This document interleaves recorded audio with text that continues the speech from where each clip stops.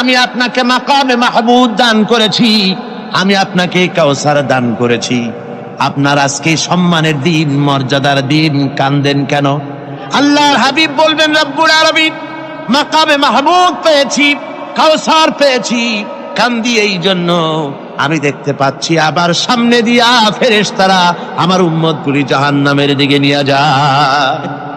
আল্লাহ রাব্বুল আলামিন বলবেন, ওগো আমার হাবিব, আমি আপনাকে ক্ষমতা দিলাম, আপনার জান্নাতি উম্মতগুলি আপনি বেছে নেন।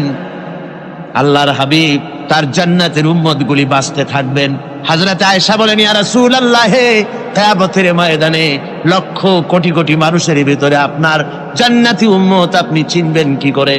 হুজুর বলেন, আয়েশা, কোন একটি ঘোড়ার কপাল যদি থাকে সাদা, এই সাদা কপালওয়ালা ঘোড়াটা যদি অসংখ্য ঘোড়ার ভিতরে যদি হারিয়ে যায়, তাহলে সাদা কপালওয়ালা ঘোড়ার মালিক তার ঘোড়াকে পাবে কিনা বলো?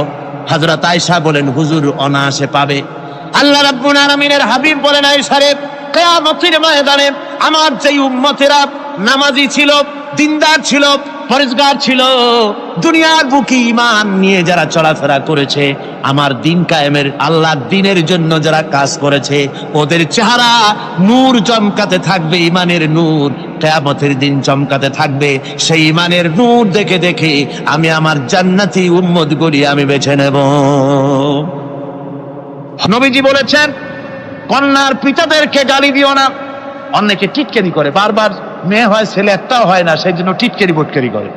আল্লাহ নবী বলেছেন, মেয়ের পিতাকে গালি দিও না, ঠাট্টা করো না, যেহেতু আমি মুহাম্মদ রাসূলুল্লাহ সাল্লাল্লাহু আলাইহি ওয়াসাল্লাম, আমি মেয়েদের পিতা, আমি নিজে মেয়েদের পিতা। খাও না, মেয়েদের পিতাকে গালি দিও না। রাসূলুল্লাহ বলেছেন, আকাশের নিচে জমিনের উপরে খাদিজার মতো মহিলা আর নাই।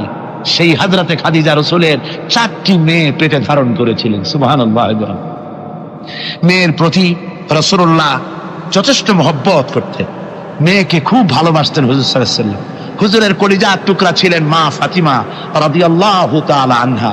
হুজুর যখন কোথাও যেতেন, সকলের শেষে দেখা করতেন ফাতেমার সঙ্গে, আর বিদেশ থেকে সফর করে এসে সকলের আগে দেখা করতেন ফাতেমার সঙ্গে। সুবহানাল্লাহ। রাসূলুল্লাহ আরো বলেছেন, তোমরা যখন বাজারে যাবে বা ব্যবসা করতে যাবে বা বিদেশে যাবে, আসার সময় যে সব হাদিয়া নিয়ে আসো। আমরা যখন বাইরে যাই, বাজারে যাই, কিছু হাদিয়া আনি না? জামা, কাপড়, চকলেট ইত্যাদি আমরা আনে থাকি। রাসূলুল্লাহ বলেছেন, হাদিয়াগুলি তোমরা যারা বিদেশে যাও, বাজারে যাও, হাদিয়া আনবে, আর এনে ঘরের মধ্যে ঢুকে তা শুরু করবে মেয়েকে দিয়ে। প্রথমে দেবে মেয়েকে। সুবহানাল্লাহ। মেয়ের মর্যাদা ইসলামে সব চাইতে বেশি। কোন যুগে? যে যুগে মেয়ে হলে পরেই মাটির নিচে ঘেরে রাখতো, আছাড় মেরে মেরে ফেলে দিত। কোন অপরাধে তাদেরকে হত্যা করা হলো, আল্লাহ পাক কোরআনে কারীমের মধ্যে বলেছেন, তাদের অপরাধ আর কিছু না, তারা নারী, এই জন্য তাদেরকে মেরে ফেলা হতো। রাসূলুল্লাহ তাদের ইজ্জত দিলেন। সুবহানাল্লাহ বিহামদিহি। রাসূলুল্লাহ সম্মান দিলেন, ইজ্জত দিলেন তাদেরকে। কন্যা হিসাবে নারীর এই মর্যাদা। ফাতেমাকে রাসূল এত ভালোবাসতেন, ইন্তেকালের সময় হযরত ফাতেমা কাঁদতে কাঁদতে বেহুশ হয়ে যাওয়ার উপক্রম হয়ে গেছে। রাসূলুল্লাহ হযরত ফাতেমাকে ইশারা দিলেন। হযরত ফাতেমা তার কান নিয়ে রাসূলুল্লাহর মুখের কাছে লাগাই দিলেন। আল্লাহর নবী কি যেন বললেন কানে কানে, হযরত ফাতেমার কান্না বন্ধ হয়ে গেল। হযরত আয়েশা বলেন, মা, রাসূলুল্লাহ তোমার কানে কানে কি বললো আর তোমার কান্না বন্ধ হয়ে গেল? হযরত ফাতেমা বলেন, ইয়া আম্মা জান, আমার আব্বা আমার কানে কানে বললো, মা ফাতেমা তুই কাঁদিস না, তোর কান্না আমার বরদাস্ত হয় না, তোমাকে কাঁদতে হবে না। আমি তোমাকে সুসংবাদ দিয়ে যেতেছি, আমি মরে যাওয়ার পর সর্বপ্রথম তোমার সাথে আমার দেখা হবে। রাসূলুল্লাহর এই ভবিষ্যৎবাণী হযরত ফাতেমা বুঝতে পেরেছেন যে হুজুরের ইন্তেকালের পরে আমার বেশি দেরি হবে না, আমিও তাড়াতাড়ি হুজুরের সাথে শামিল হতে পারবো। হুজুরের ইন্তেকালের 6 মাস পরই হযরত ফাতেমা রাদিয়াল্লাহু তাআলা আনহা ইন্তেকাল করেছিল। কন্যা হিসাবে নারীর মর্যাদা ইসলাম অনেক অনেক গুণে বাড়িয়ে দিয়েছে। এই কন্যা শিশু, কৈশোর, যৌবন পেরিয়ে যখন যৌবনে তার বিয়ে হয়ে যায়, আল্লাহ রাব্বুল আলামিন তখন বলেন, ওয়া মিন আয়াতিহি আন খালাকা লাকুম মিন আনফুসিকুম আজওয়াজান লিতাসকুনু ইলাইহা ওয়া জাআলা বাইনাকুম মাওয়াদ্দাতান ওয়া রাহমা। আল্লাহ পাক বলেন, আমার নিদর্শনের ভিতরে এটিও একটি নিদর্শন, যে আমি তোমাদের থেকে তোমাদের জোড়া তৈরি করেছি, তোমাদের স্ত্রীদেরকে তৈরি করেছি, তোমাদের সাথে তোমাদের স্ত্রীর ভালোবাসা সৃষ্টি করেছি, মহব্বত সৃষ্টি করেছি। এই মহব্বত আমি আল্লাহ তৈরি করেছি। আর যখন বুড়ো হয়ে যায় মানুষ, স্বামী স্ত্রী যখন বুড়ার বুড়ি হয়, তখন আর ভালোবাসা থাকে না, তখন ওই ভালোবাসা সহৃদয়তার করুণায় আমি আল্লাহ পরিণত করে দেই। বুড়ার জন্য তখন বুড়ি ছাড়া আর উপায় নাই, বুড়িরও আর বুড়া ছাড়া উপায় নাই। তখন ভালোবাসা কোনো বিশেষ কোনো অক্ষণীয় ভালোবাসা নয়, তখন একের উপরে অন্য একদম নির্ভরশীল হয়ে পড়ে। আল্লাহ পাক বলেন এই অবস্থা আমি আল্লাহ সৃষ্টি করে দেই। সুবহানাল্লাহ বিহামদিহি। স্ত্রীকে রাসূলুল্লাহ কত ভালোবাসতেন। আল্লাহর নবী বলেছেন আমার কাছে তিনটা জিনিস প্রিয়, একটা হচ্ছে সুগন্ধি, একটা হচ্ছে নামাজ, আরেকটা হচ্ছে স্ত্রী। সুবহানাল্লাহ। স্ত্রী আমার কাছে প্রিয়। হুজুর বলেছেন তোমাদের মধ্যে সেই ব্যক্তি উত্তম যে ব্যক্তি তার স্ত্রীর কাছে উত্তম। আমি আমার স্ত্রীদের কাছে উত্তম ব্যক্তি। সুবহানাল্লাহ। রাসূলুল্লাহ স্ত্রীকে কত ভালোবাসতেন। বিশ্বনবী রাজনৈতিক কর্মকাণ্ড চালাচ্ছেন, যুদ্ধের দামামা বাজতেছে, চতুর্দিকে কত অশান্তি, সবকিছু চলছে, স্ত্রীর হক আদায় করতে ভুলে যাননি। রাতের বেলায় হযরত আয়েশার বয়স কম, তাকে নিয়ে রাসূলুল্লাহ একটু সুযোগ পেয়েছেন, বলছেন আয়েশা সব তো ঘুমিয়ে, চলো আমরা একটু দৌড়াই। ওই যে দূরে একটা জিনিস দেখা যায়, দৌড় দাও দেখি কি আগে যায়। দুজনে দৌড় প্রতিযোগিতা করলেন। দৌড় প্রতিযোগিতায় হযরত আয়েশা ফার্স্ট হলেন, হুজুর পিছনে পড়ে গেলেন। হযরত আয়েশা খুব আনন্দ করলেন যে আপনি কিন্তু আমার সাথে দৌড়ে পারলেন। পরবর্তী কিছু কাল যাওয়ার পর হযরত আয়েশা বলেন হুজুর আজকে আবার বললেন যে চলো আয়েশা একটু দৌড়াই। হযরত আয়েশা বলছেন যে সেদিনের তুলনায় আমার শরীর একটু, আমি মুটিয়ে গেছি, শরীরটি স্থূল হয়েছে, আমি আজকে দৌড়ালাম কিন্তু পারলাম না, রাসূল আগে চলে গেলেন। আমি হাঁপাতে হাঁপাতে যখন হুজুরের কাছে চলে গেছি, হুজুর তখন মুস্কি হেসে আমাকে বললেন আয়েশা ওই সেই দিনের জবাব আজকে দিয়ে দিলাম। সুবহানাল্লাহ বিহামদিহি, সুবহানাল্লাহ বিহামদিহি। বিশ্ব নবী কত বড় আদর্শ বিশ্ব মানবতার জন্য। তিনি বলেছেন আরাফাতের ময়দানে রাসূলুল্লাহ বলেছেন তোমরা যেমন পড়বে তোমার স্ত্রীদেরকে তেমন পড়াবে, তোমরা যেমন খাবে তোমার স্ত্রীদেরকে তেমন খাওয়াবে, স্ট্যান্ডার্ড মেনটেন করবে। তুমি ভালো দামের কাপড় পরবে, স্ত্রীকে খারাপ দিবে তা নয়, অধিকার দুজনেরই সমান, স্বামী এবং স্ত্রী সমান অধিকার। কিন্তু আমরা তা বুঝতে পারি না, বুঝতে চাই না। আমরা অনেকে মনে করেছি বিয়ে যখন করছি তখন আমি তো নওয়াবজাদা নসরুল্লাহ খান আর বউ তো কেনা দাসী। না, সে কিন্তু দাসী নয়, তার মর্যাদা আছে, তার সম্মান আছে, তার সম্মান আপনাকে দিতে হবে। রাসূলুল্লাহ দিয়েছেন, আপনাকেও দিতে হবে। রান্না বান্না হতে দেরি হয়, কত গালাগালি শুনতে হয় নারীকে। আল্লাহর নবীর স্ত্রী হযরত আয়েশা বলেছেন আল্লাহর নবীর কাজ করে, মানুষের সঙ্গে কথা বলে, রাষ্ট্রীয় দায়িত্ব পালন করে ঘরের ভিতরে এসে যখন দেখেছেন রান্না হতে দেরি আছে, রাসূলুল্লাহ বিরক্ত হন নাই, ভুরু কুঞ্চিত করেন নাই, চোখ মোটা করেন নাই, আমাকে কোনো কথা শোনার নাই, বরং আমার কাছে বসে রান্নায় আমাকে সহযোগিতা করেছেন। সুবহানাল্লাহ বিহামদি। এই হলো আল্লাহর রাসূল, এই হলো বিশ্ব নবী। স্ত্রীর সঙ্গে কি মহব্বত! সুবহানাল্লাহ বিহামদি। হুজুর মহব্বত করতেন স্ত্রীদেরকে। রাসূলুল্লাহর ঘরে দৌলত ছিল না, কিন্তু মহব্বত দিয়ে ভরা ছিল ঘরটা। হুজুরের ঘরে ফ্রিজ নাই, এসি নাই, হুজুরের ঘরে কার্পেট নাই, হুজুরের ঘরের মধ্যে জাজির নাই, তোশক নাই, বড় বড় কম্বল নাই, আরামের কোনো জিনিস নাই, মডার্ন ইকুইপমেন্টস কিচ্ছু নাই, দৌলত নাই, কিন্তু মহব্বত দিয়ে ঘরটা ভরা।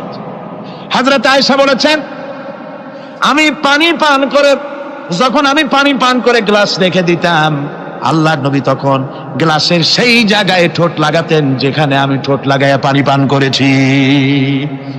আমি গোশত চিবোতাম, রাসূলুল্লাহ আমার হাত থেকে গোশত টুকরা নিয়া সেই জায়গায় চিবোতেন যেখানে আমি চিবয়েছি। সুবহানাল্লাহ। আমার ভাইরা, রাসূল তার স্ত্রীদেরকে মহব্বত করতেন, স্ত্রীরাও রাসূলকে মহব্বত করতেন দারুণ ভাবে। একবার হযরত আয়েশা সিদ্দিকা রাদিয়াল্লাহু তাআলা আনহা হুজুরকে গোসল করাতে ছিলেন, মাথার উপরে পানি ঢালতেছেন, হুজুর একটা চৌকির উপরে বা একটা তক্তার উপরে বসে আছেন। গোসলের পানির ভিতরে রাসূলুল্লাহ দেখতে পেলেন রক্তের মতো কি যেন প্রবাহিত হয়ে যাচ্ছে। হুজুর জিজ্ঞেস করেন, আয়েশা রে, পানির ভিতরে রক্তের মতো কি দেখা যায়? হযরত আয়েশা বলেন, হুজুর আপনি যখন বসেছিলেন অসতর্ক মুহূর্তে তক্তার নিচে আমার একটা আঙ্গুল পড়েছিল, পায়ের আঙ্গুলটা ফেটে বোধহয় রক্ত বেরোতেছে। রাসূলুল্লাহ তাড়াতাড়ি করে উঠলেন আর ওই আঙ্গুলকে ব্যান্ডেজ করে দিলেন। রাসূলুল্লাহ বললেন, আয়েশা রে, আঙ্গুল ফেটে গেছে, একটু আহাহু পর্যন্ত করলে না, এতক্ষণ তুমি কষ্ট করলে কেন? হযরত আয়েশা বলেন, ইয়া রাসূলুল্লাহ, ওটা তো একটা পায়ের আঙ্গুল। আয়েশার কলিজাটা ফেটে যদি রক্ত বেরোতো রাসূলুল্লাহকে উঠতে বলতে আমি পারতাম না। কি মহব্বত রাসূলের সাথে। হযরত আয়েশা বলেন, হুজুর সাল্লাল্লাহু আলাইহি ওয়াসাল্লাম স্ত্রীদেরকে এত ভালোবাসতেন, আমাদের ঘরে গোশত টোস্ত তেমন রান্না বান্না খুব কম হতো। গোশত রান্না হবে কি, মাসের পর মাস চলে গেছে রাসূলের বাড়িতে, হুজুর স্ত্রীরা বলেছেন আমাদের ঘরে চুলে আগুন জ্বলে নাই, একটু শুকনা রুটি, একটু শুকনা খেজুর আর একটু পানি খেয়ে আমাদের জীবন চলেছে, এরকমের অবস্থা হয়েছে। তারপরে এই অবস্থা চলেছে, এর মধ্যে যদি কখনো একটু গোশত আসছে, হুজুর যখন ছাগল টাগল ইত্যাদি ছাগল দুম্বা জবাও করেছেন, এই দুম্বার গোশত নিয়ে ছাগলের গোশত নিয়ে রাসূলুল্লাহ নিজে বেরোতেন। হযরত খাদিজার বান্ধবী কোথায় আছে খুঁজে ওই বান্ধবীর কাছে গোশত পৌঁছে দিয়ে আসতে। হযরত আয়েশা বলেন, একদিন আমার ঘুম ভেঙে গেল, দেখি হুজুর আমার কাছে নাই, গেলেন কোথায়? খুঁজতে খুঁজতে যায় দেখি মসজিদে নববীর ভিতরে হুজুর হাত তুলে বসে আছেন, মোনাজাত করতেছেন। আমি পেছনে গিয়ে হাত তুললাম, আমি শুনতে পাচ্ছি নবীজি দোয়া করছেন, রব্বুল আলামিন কিয়ামতের ময়দানে যেদিন সন্তান তার পিতাকে ভুলে যাবে, মা তার সন্তানকে হারায় ফেলবে, ওই কঠিন হাসরের ময়দানে আমি যেন আমার খাদিজাকে হারাইয়া না যাই। মুনাজাতের শেষে হযরত আয়েশা বলেন, ইয়া রাসূলুল্লাহ, খাদিজার কথা আপনার এত কেন বারবার মনে পড়ে? একটা বুড়িরে বিয়ে করেছিলেন 25 বছর বয়সের সময়, 40 বছর বুড়ি, তার কথা কেন এত মহব্বত আপনার মনে পড়ে? তার থেকে যুবতী মেয়ে, সুন্দরী মেয়েকে আপনার স্ত্রী হিসেবে আপনি পান নাই? হুজুর বলেন, আয়েশা রে, খাদিজা সম্পর্কে এমন কথা তুমি আর বলো না, তোমরা সবাই আমার সুখের দিনের স্ত্রী, আর খাদিজা আমার এমন সময়ের স্ত্রী ছিল যখন মক্কায় আমার আশ্রয় ছিল না, তামাম মক্কা নগরীতে আমার আশ্রয় ছিল না। খাদিজার সঞ্চিত সমস্ত ধনরাশি ইসলাম কবুল করার পর দুহাতে খাদিজা বিতরণ করে দিয়েছে। হযরত আয়েশা বলেন, হুজুর আমার গোস্তাকি মাফ করে দেন, আমি আর এরকম বলবো না, তবে খাদিজা সম্পর্কে আমার কিছু একটু শুনান। হুজুর বলেন, আয়েশা রে শোনো, গভীর রাত যত রাত হোক না কেন ইসলামের দাওয়াত দিয়ে দিয়ে গভীর রাত্রে আমি যখন বাসায় ফিরেছি, ঘরে এসেছি, দরজায় একটা মাত্র ডাক দিয়েছি, খাদিজা, অমনি দরজা খুলে গেছে। আমি জিজ্ঞেস করেছি, খাদিজা রে, যত রাত্রে আসলাম, যতবার আসলাম, একটা ডাকের বেশি লাগলো না, তুমি কি ঘুমাও না? হযরতে খাদিজা বলেছেন, ইয়া রাসূলুল্লাহ, আমার মনের ভিতরে ভয় থাকে, আল্লাহর রাসূল দিনের খেদমতে বাইরে আছেন, আমি যদি আরামে বিছানায় ঘুমায় থাকি আর নবীজি দরজার কাছে দাঁড়ায় আমারে ডাকাডাকি করবেন, উঠতে যদি দেরি হয়ে যায় নবীজির সঙ্গে বেয়াদবি হয়ে যাবে, এই মনে করে আপনি না আসা পর্যন্ত দরজার সাথে পিঠ লাগাই আমি দাঁড়াইয়া দাঁড়াইয়া ঘুমাই। আমার ভাইরা, হযরতে খাদিজার ইজ্জত স্বয়ং আল্লাহ দিয়েছেন। কে দিয়েছেন? হাদিস শরীফে এসেছে, রাসূলুল্লাহ জাবালে নূরে বসা, গারে হেরার ভিতরে বসা, হযরতে জিবরাইল রাসূলুল্লাহর সঙ্গে কথা বলতেছেন। একটু পরে হযরতে জিবরাইল বলেন, ইয়া রাসূলুল্লাহ, আমি আর এখানে বসবো না, আমি এখন চলছি। আমি দেখতে পাচ্ছি খাদিজা আসতেছে আপনার জন্য খাবার নিয়ে। খাদিজা যখন আপনার কাছে পৌঁছে যাবে, আপনি খাদিজাকে শোনায় দিবেন আল্লাহ রাব্বুল আলামিন খাদিজাকে সালাম জানাইছে। সুবহানাল্লাহ, সুবহানাল্লাহ। রাসূলুল্লাহর কাছে হযরতে খাদিজা যখন আসলেন, হুজুর বললেন, খাদিজা, আজকে তোমার জন্য দারুণ সুখবর। বলে কি? বলে আল্লাহ পাক জিবরাইল কেমন উঠে গেল আমার কাছ থেকে, জিবরাইল বলে গেল আল্লাহ তোমাকে সালাম বলেছেন। হযরত খাদিজা কেঁদে ফেললেন, বললেন, ইয়া রাসূলুল্লাহ, আমার নারী জন্ম সার্থক, আল্লাহ আমাকে সালাম বলেছে, এর জবাব কেমনে দিতে হয় হুজুর আমি তো জানি না, আপনি আমার পক্ষ থেকে আল্লাহর সালাম কিভাবে দেওয়া লাগে আপনি দিয়ে দিন, আমি তো বুঝি না কেমনে আল্লাহর সালামের জবাব দেব। হুজুর বললেন, খাদিজা, শুধু আল্লাহ নয়, জিবরাইলও তোমাকে সালাম বলে গেছে। হযরতে খাদিজা বললেন, হযরত জিবরাইলকে আমার সালামের জবাবটা ওয়া আলাইকুম আসসালাম বলেন। হযরত খাদিজার এই মর্যাদা ছিল। আমার ভাইরা, রাসূল পাক সাল্লাল্লাহু আলাইহি ওয়াসাল্লাম এভাবে মহব্বত করেছেন স্ত্রীদেরকে। সুতরাং স্বামী স্ত্রীর মহব্বত আল্লাহ জান্নাতি নিয়ামত। কি নিয়ামত? যে ঘরের মধ্যে স্বামী স্ত্রীর মধ্যে মিল মহব্বত আছে এটা বেহেশতের মতো, আর যেখানে মিল মহব্বত নাই এটা জাহান্নামের মতো। ঠিক কি? সুতরাং মহব্বত করুন, বেশি বেশি স্যাক্রিফাইস করুন, বেশি বেশি স্যাক্রিফাইস করুন। নারীদের ব্যাপারে বলা হয়েছে, পুরুষকে বলা হয়েছে অধিকার আদায় করো, সব ব্যাপারে সমান অধিকার। কিন্তু নারীকে একটা ব্যাপারে বলা হয়েছে, নারী শোনো, পুরুষের মর্যাদা তোমার চাইতে আল্লাহ রাব্বুল আলামিন বেশি দিয়েছেন। আর রিজালু কাওয়ামুনা আলান নিসা, নারীদের উপরে পুরুষের প্রাধান্য আল্লাহ পাক দান করেছেন। একদিন একজন সাহাবী বলেছিলেন, ইয়া রাসূলুল্লাহ, জংলি উট দেখলাম আপনার পায়ের উপরে সেজদায় পড়ে গেল, আপনি যদি আমাদেরকে অনুমতি দিতেন না আপনাকে আমরা সেজদা করতাম। আল্লাহর নবী বললেন, মানুষ মানুষকে সেজদা করা এ পারমিশন যদি আমি দিতাম তাহলে দুনিয়ার সমস্ত স্ত্রীদেরকে বলতাম তারা যেন তাদের স্বামীকে সেজদা দেয়। স্বামীর মর্যাদা এখানে বেশি। সুতরাং অধিকার সমান, কোনো সন্দেহ নাই, কিন্তু স্বামীর একটা আলাদা মর্যাদা আছে, সেই সম্মানও তাকে দিতে হবে। এরপরে এই সমান অধিকারের ভিত্তিতে স্বামী স্ত্রী চলতে থাকে, মাঝখানে আল্লাহ পাক তাদেরকে সন্তান দান করেন। আল্লাহ তাদেরকে, নারীকে লেখাপড়ার অধিকার দিয়েছেন, ইসলাম তাকে লেখাপড়ার অধিকার দিয়েছে, শিক্ষার অধিকার দিয়েছে। হযরত আয়েশা সিদ্দিকা রাদিয়াল্লাহু তাআলা আনহা শিক্ষয়িত্রী ছিলেন, হাফেজা ছিলেন, হাদিসের হাফেজা ছিলেন, কোরআনের হাফেজা ছিলেন, হাজার হাজার সাহাবায়ে কেরামদের তিনি ওস্তাদ ছিলেন। সুবহানাল্লাহ বলেন। নারীদের ব্যাপারে অধিকাংশ মাসালা হযরত আয়েশা সিদ্দিকা রাদিয়াল্লাহু তাআলা আনহার অবদান। সুবহানাল্লাহ। নারী যুদ্ধ করেছে, যুদ্ধের ময়দানে নারীর অধিকার আছে। নারী চাকরি করতে পারবে, নারী ব্যবসা করতে পারবে, নারী লেখাপড়া করতে পারবে, নারী সেনাবাহিনীতে যেতে পারবে, নারী সব করতে পারবে, কিন্তু পর্দার মাধ্যমে। একটা লোক গিয়ে কাঁদতেছিল মুসলমান হওয়ার পরও। হুজুর কয়, কান্দো কেন? কই যে আমার গুনাহ কি মাফ হয়েছে? হুজুর বলেন, হ্যাঁ মাফ হয়ে গেছে। কলেমা পড়ছো, মাফ হয়ে গেছে। কয় যে হুজুর আমি তো মারাত্মক গুনাহ করছি। বলে কি? বলে আমার একটা মেয়ে, সেই মেয়েটাকে নিয়ে আমি, ঘটনা লম্বা, আমি সংক্ষেপে বলতেছি, মেয়েটাকে ফাঁকি দিয়া তারে আমি মারবো, বুঝতে দেই নাই আমার বউরে। বললাম চলো বেড়াইতে যাই, মেয়েটা আমার সাথে সাজায় দিয়েছে, তার মা বেড়াতে নিয়ে যাবো এই কথা মনে করে। মেয়েটা কদ্দূর যায়, আবার আব্বা আব্বা বলে আমার দিকে ফিরে আসে, আবার পিছনে থাকে, আবার আব্বা আব্বা বলে জড়ায় ধরে। এইভাবে করতে করতে যখন নির্জন এলাকায় গেলাম, আমি পাহাড়ের পাশে গর্ত খোঁড়া আরম্ভ করলাম। গর্ত খুঁজি আর মাটি ছিটে এসে আমার দাড়িতে লাগে। বাচ্চা মেয়েটা আমার কাছে এসে দাড়ি দিয়ে ধুল ঝাড়ায় দেয়, কয় আব্বা তোমার দাড়িতে ধুল লাগতেছে, তুমি এই কষ্ট করতেছো কেন? মেয়ে তো বোঝে না যে আমি তার জন্য কবর খুঁজতেছি। কবরটা খোঁড়া হয়ে যাওয়ার পর মেয়েটারে বান্ধা শুরু করলাম। মেয়ে এখন কাঁদতেছে, বাবা আমার বান্ধো কেন? আমি তারে বাঁধা জোরে ওর মধ্যে নিক্ষেপ করে দিলাম। মেয়েটা গর্তের মধ্যে বসে চিৎকার করে বলছে, আব্বা তুমি আমারে বাঁচতে দাও, আমি তোমারে বাপ বলে সমাজে হ্যাঁ করবো না, আমি ভিক্ষা করে খাবো, আমারে পাইল না। লোকটি বলছি, ইয়া রাসূলুল্লাহ, আমার মনে দরদ আসলো না। আমি একটা পাথর উঁচু করে আমার মেয়ের বুক লক্ষ্য করে জোরে মেরে দিলাম।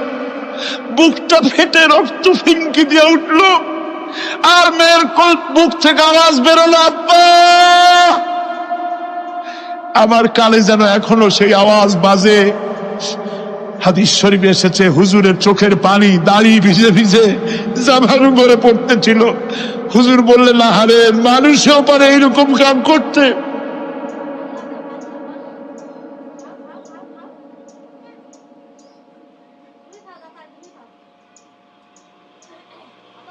পৃথিবীতে নারীর যখন কোনো সম্মান ছিল না, মর্যাদা ছিল না, সেই সময় আমার রাসূল, আমার বিশ্বনবী নারীদেরকে সম্মানের হাত ধরে গর্তের ভিতর থেকে উঠাইয়া রানীর সিংহাসনে বসাইয়া দিলেন।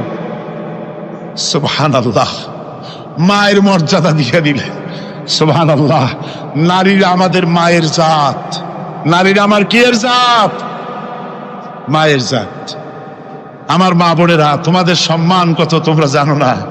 আমরা পুরুষ, আমাদের পায়ের তলে জুতা, আর তোমরা আমাদের মায়ের জাত। তোমরা নারী, তোমাদের পায়ের তলে আল্লাহর জান্নাত। আল্লাহর ব্যস্ততা তোমাদের পায়ের তলে। এই সম্মান আল্লাহ তোমাদের দিয়েছে, নবী দিয়েছে। সুবহানাল্লাহ কর। ভাইরা আমার, অধিকার ইসলাম দিয়েছে। বিবাহ যখন হয়, এই বিবাহের সময় এজেন্ট আনতে হয়। আর বিবাহ হচ্ছে বিবাহ বৈঠক, এজেন্ট আনার জন্য ওই যে কি জানি কয় ম্যারেজ রেজিস্ট্রার বা মৌলবি সাহেব, কার অনুমতি আগে নেয়? বলেন কার অনুমতি? তাহলে অধিকার ইসলাম পুরুষে দিল না মেয়ে লোকে দিল? আজ মেয়ে লোকের কাছে যাও, মেয়েটাকে জিজ্ঞেস করো সেই বিবাহে রাজি আছে কিনা। সুবহানাল্লাহ পড়ে, এই বিবাহে রাজি আছে কিনা জিজ্ঞেস করে, তার অধিকারই বেশি। এরপরে এই বিবাহে করার ব্যাপারে কত বৈষম্য। আজ বিবাহ করতে গেলে যৌতুকের প্রথা এসেছে। রাসূলুল্লাহ যৌতুক দিয়েছিলেন, ওটা যৌতুক না, ওটা উপহার, ওটা হাদিয়া।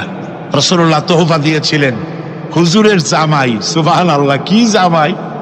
এক জামাই তো জিন্নুর আইন, যাকে ফেরেশতারা পর্যন্ত লজ্জা করতো যারে দেখে, হযরত উসমান রাদিয়াল্লাহু তাআলা আনহু। আরেকজন হযরত আলী কাররামাল্লাহু ওয়াজহাহু।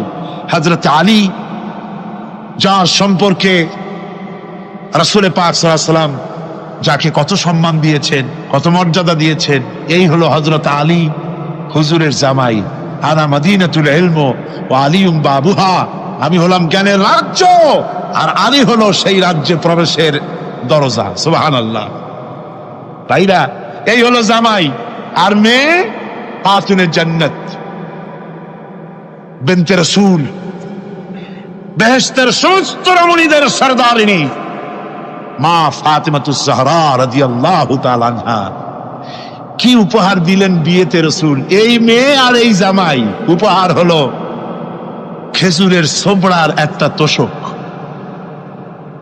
পানি উঠাবার জন্য একটা মশক, আর আটা পেশা একটা জাতা। এই হলো নবীর মেয়ে আর জামাইয়ের জন্য উপহার।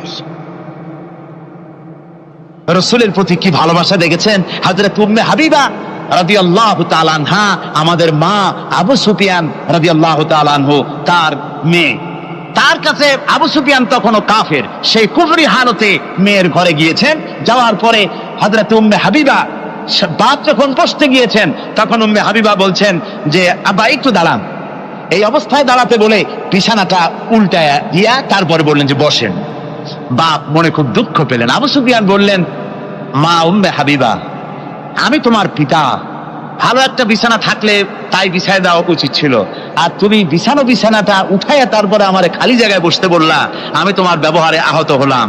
হযরত উম্মে হাবিবা বলেন, আব্বা জান, নিশ্চয়ই আপনি আমার আব্বা, শ্রদ্ধেয় পিতা, কোনো সন্দেহ এতে নাই, কিন্তু আপনি একজন কাফের। আল্লাহর রাসূল যে বিছানায় বসেন, সেই বিছানা আমি একটা কাফেরকে বসতে দিতে পারি না।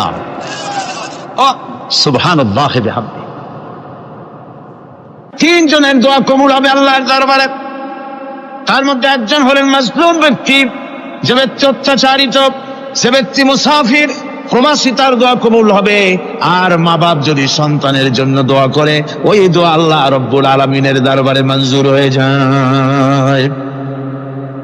আল্লাহ রব্বুল আলামিন মা বাপ সম্পর্কে বলেন, মা বাবের জন্য আমার কাছে দোয়া করবি বান্দারা, আমার কাছে দোয়া করবি। দোয়াটা আল্লাহ পাক শেখাচ্ছেন, রব্বিরহামহুমা কামা রব্বায়ানি সগীরা। পড়েন সবাই, রব্বিরহামহুমা কামা রব্বায়ানি সগীরা। একটু জিকির করেন, লা ইলাহা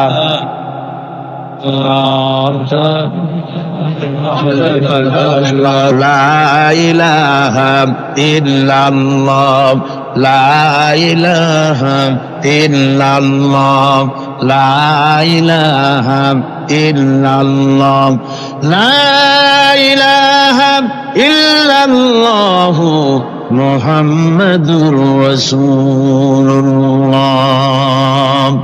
আমার ভাইরা, আল্লাহ পাক শিখাচ্ছেন, বান্দা তোর মা বাপের জন্য আমার কাছে দোয়া কর। আল্লাহ রাব, আয় আমার প্রভু, আমার মা বাপ যেমন ছোটবেলায় আমাকে স্নেহের কোলে লালন পালন করেছে, আয় আমার আল্লাহ তুমি আমার মা বাপকে তোমার রহমতের কোলে লালন পালন করো।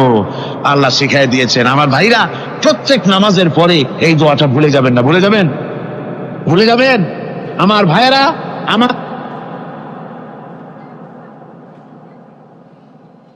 وَوَصَّيْنَا الْإِنسَانَ بِوَالِدَيْهِ إِحْسَانًا حَمَلَتْهُ أُمُّهُ كُرْهًا وَوَضَعَتْهُ كُرْهًا। আল্লাহ পাক বলেন, আমি পৃথিবীর সমস্ত মানব মণ্ডলীকে উপদেশ দিয়েছি, মা বাপকে সম্মান করো, শ্রদ্ধা করো, তাদের উপকার করো। তার কারণ হলো তোমার মা তোমাকে গর্ভে ধারণ করেছে অত্যন্ত কষ্টের সাথে। আল্লাহ বলতেছেন, মা তোমাকে গর্ভ ধারণ করেছে অত্যন্ত কষ্টের সাথে, এরপরে তোমাকে ডেলিভারি করেছেন অত্যন্ত কষ্টের সাথে, তোমাকে ডেলিভারি করেছেন। গভীর রাত্রে মানুষ সব ঘুমায় যায়, গর্ভবতী মা ঘুমাতে পারে না, সন্তান পেটের ভিতরে হাঁটু দিয়া গুতা মেরেছে, পা দিয়া লাথি মেরেছে। মা চরম শীতের রাত্রে, প্রচন্ড শীতের রাতে গায়ের লেপটা সরাই দিয়া মা একবার দাঁড়ায় আর একবার বসে, একবার দেওয়ালের সাথে হেলান দিয়া দাঁড়ায়, কষ্ট করে রাতটায় কাটায় দেয়। আবার সারাদিন সংসারের জন্য কাজ করেছেন, রান্না বান্না করেছেন, মা সকলকে খাওয়াইয়া মা শেষের দিকে খেতে গেছেন। যখন নিজে খেতে গেলেন, আবার পেট ক্ষুধা নিয়ে খেতে বসেছেন, পেটের ভিতরে সন্তান লাথি মেরেছে, পেটের মধ্যে ঘুষা মেরেছে, হাঁটু দিয়া গুতা মেরেছে, ভরা পেটে পেটের ভিতরে সন্তান গুতা মারলো হাঁটু দিয়া, মাথা দিয়া। মা ক্ষুধা রয়েছে, পেটে খেতে পারলেন না, বেদনা শুরু হয়েছে। খাবারের থালাটা ঠেলে দিয়ে মা দাঁড়ালেন, বসলেন, চোখের পানি ফেললেন। এভাবে করে মা একটা দুইটা দিন নয়, 10টি মাস পর্যন্ত সন্তানটাকে পেটের মধ্যে নিয়ে, একটা জীবিত মানুষ আর একটা জীবিত সন্তান পেটের মধ্যে নিয়ে নড়াচড়া করছেন, চলাফেরা করছেন। কিতাবের মধ্যে এসেছে, রাতের বেলায় মা যে ঘুমাতে পারেন না সন্তানের নড়াচড়ার কারণে, রাতভর ইবাদত করলে যত সওয়াব পাওয়া যেত, আল্লাহ ওই সওয়াব মায়ের আমলনামায় লিখে দেন। সন্তান পেটে থাকার কারণে খেতে পারে না, পেট ভরে ক্ষুধায় কষ্ট পায় মা, এই জন্যে 10 মাস ধরে রোজা রাখলে যে সওয়াব হতো, আল্লাহ রাব্বুল আলামিন মায়ের আমলনামায় রোজার সওয়াব লিখে দেন। 10 মাস পরে গেল, সন্তান ডেলিভারির সময় চলে এলো। মায়ের মন বিমর্ষ, সন্তান ডেলিভারি হবে, না জানি মরে যাই নাকি, না জানি অপারেশন লাগে নাকি, কি অবস্থা হবে। মা খেতে পারে না, মুখটা শুকায়া যায়। ডেলিভারির সময় যখন আসে, মাবাবের কাছ থেকে বিদায় নিয়ে যায়, স্বামীকে একান্তে গোপনে ডেকে নিয়ে বলে, প্রাণের স্বামী, দীর্ঘদিন একসঙ্গে ঘর কন্যা করেছি, অপরাধ হয়ে যেতে পারে, আমারে মাফ করে দিও। আমার মনে হয় এবার আমি আর বাঁচবো না। সংসার থাকলো, চাবি থাকলো, সব বুঝে নাও, আমারে মাফ করে দিও। মা চলে গেল সতিকা গৃহে, ক্লিনিকে চলে গেল, অপারেশন থিয়েটারে চলে গেল, অথবা ডেলিভারির জায়গায় চলে গেল।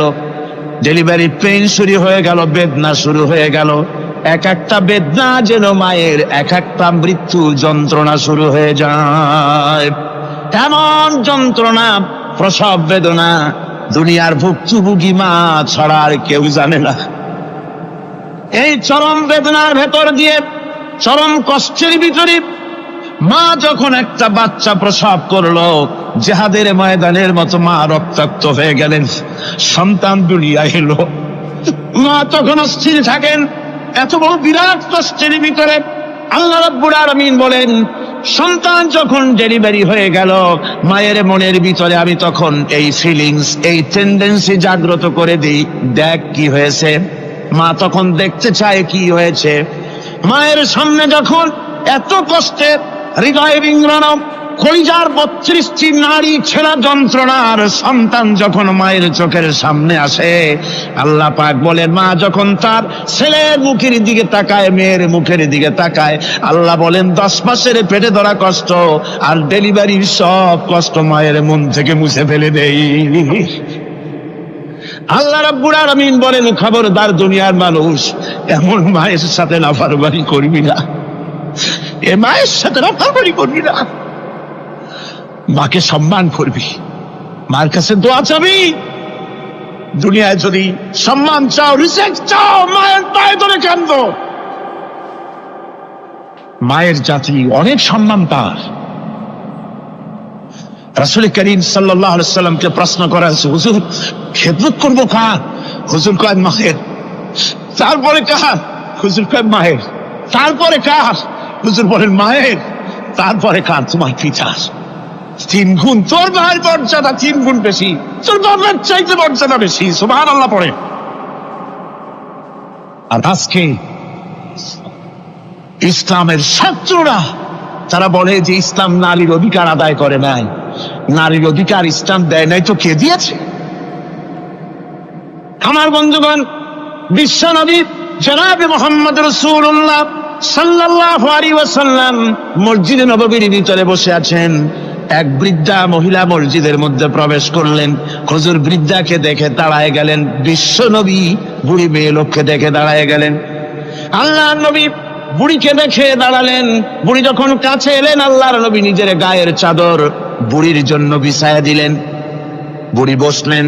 এরপরে কথাবার্তা সারার পর বুড়ি যখন বিদায় হবেন, হুজুর আবার দাঁড়ালেন। বুড়ি মহিলা চলে গেলেন। সাহাবায়ে কেরাম বলেন, ইয়া রাসূলুল্লাহ, কিছুই বুঝলাম না, একজন বৃদ্ধা মহিলার জন্য বিশ্বনবী দাঁড়ান আর গায়ের চাদর বিছান, আমরা বড় আশ্চর্য হয়ে গেলাম। নবীজি বলেন, ও আমার সাহাবীরা, তোমরা জানো না, এই মহিলাকে চিনতে পারো নাই? আমি আমার মায়ের দুধ আমার জীবনে কিসমতে তেমন হয় নাই। আমি আমার মায়ের দুধ তেমন কিসমতে পাই নাই। যার বুকে দুধ খেয়ে, যার কোলে কাখে চড়ে আমি বড় হয়েছি, আমার সেই দুধ মা, ইনি হযরতে হালিমাতুস সাদিয়া। আর সেই দুধ মা রাসূলুল্লাহ নিজে সম্মান দিয়েছেন মায়ের। খবরদার মাকে অসম্মান করবেন না, মাকে সম্মান করবেন, মাকে শ্রদ্ধা করবেন। আমার বন্ধুগণ, আলেম ওলামা পীর বুজুর্গদের জন্য হাদিয়া তো দেন আপনারা, কোনো নিষেধ নাই, দেন। হাদিয়া দেওয়া সুন্নত, নেওয়া সুন্নত, দিবেন, আমি কোনো নিষেধ করি না। কিন্তু আমি বলতে চাই, পীর বুজুর্গদের কাছে, আলেম ওলামাদের কাছে হাদিয়া দিয়া আল্লাহরে যত না খুশি করতে পারবেন, এই ডালিম বেদানার মৌসুমে বেদানা একটা ভেঙে নিজ হাতে যদি মায়ের মুখে তুলে দেন, আল্লাহর আরশ খুশি হয়ে যাবে, আল্লাহর আরশ আজিম খুশি হয়ে যাবে, আল্লাহ পাক খুশি হয়ে যাবে। মায়ের খাওয়াও, বাপকে খাওয়াও, তোমার সবচেয়ে বড় প্রিয় জিনিস। সুবহানাল্লাহ বলে, সুবহানাল্লাহ। মা বাপ যদি একটু দোয়া করে দেয়, তোমার জিন্দেগির কাম শেষ। একটু বদদোয়া করলে জাহান্নামে যাবা।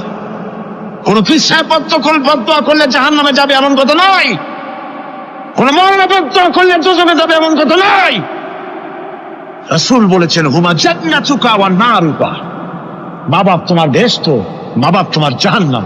মা বাপ যদি অসন্তুষ্ট হয়, দোজখে যাবি, আর মা বাপ যদি খুশি, আল্লাহর জান্নাতে চলে যাবি।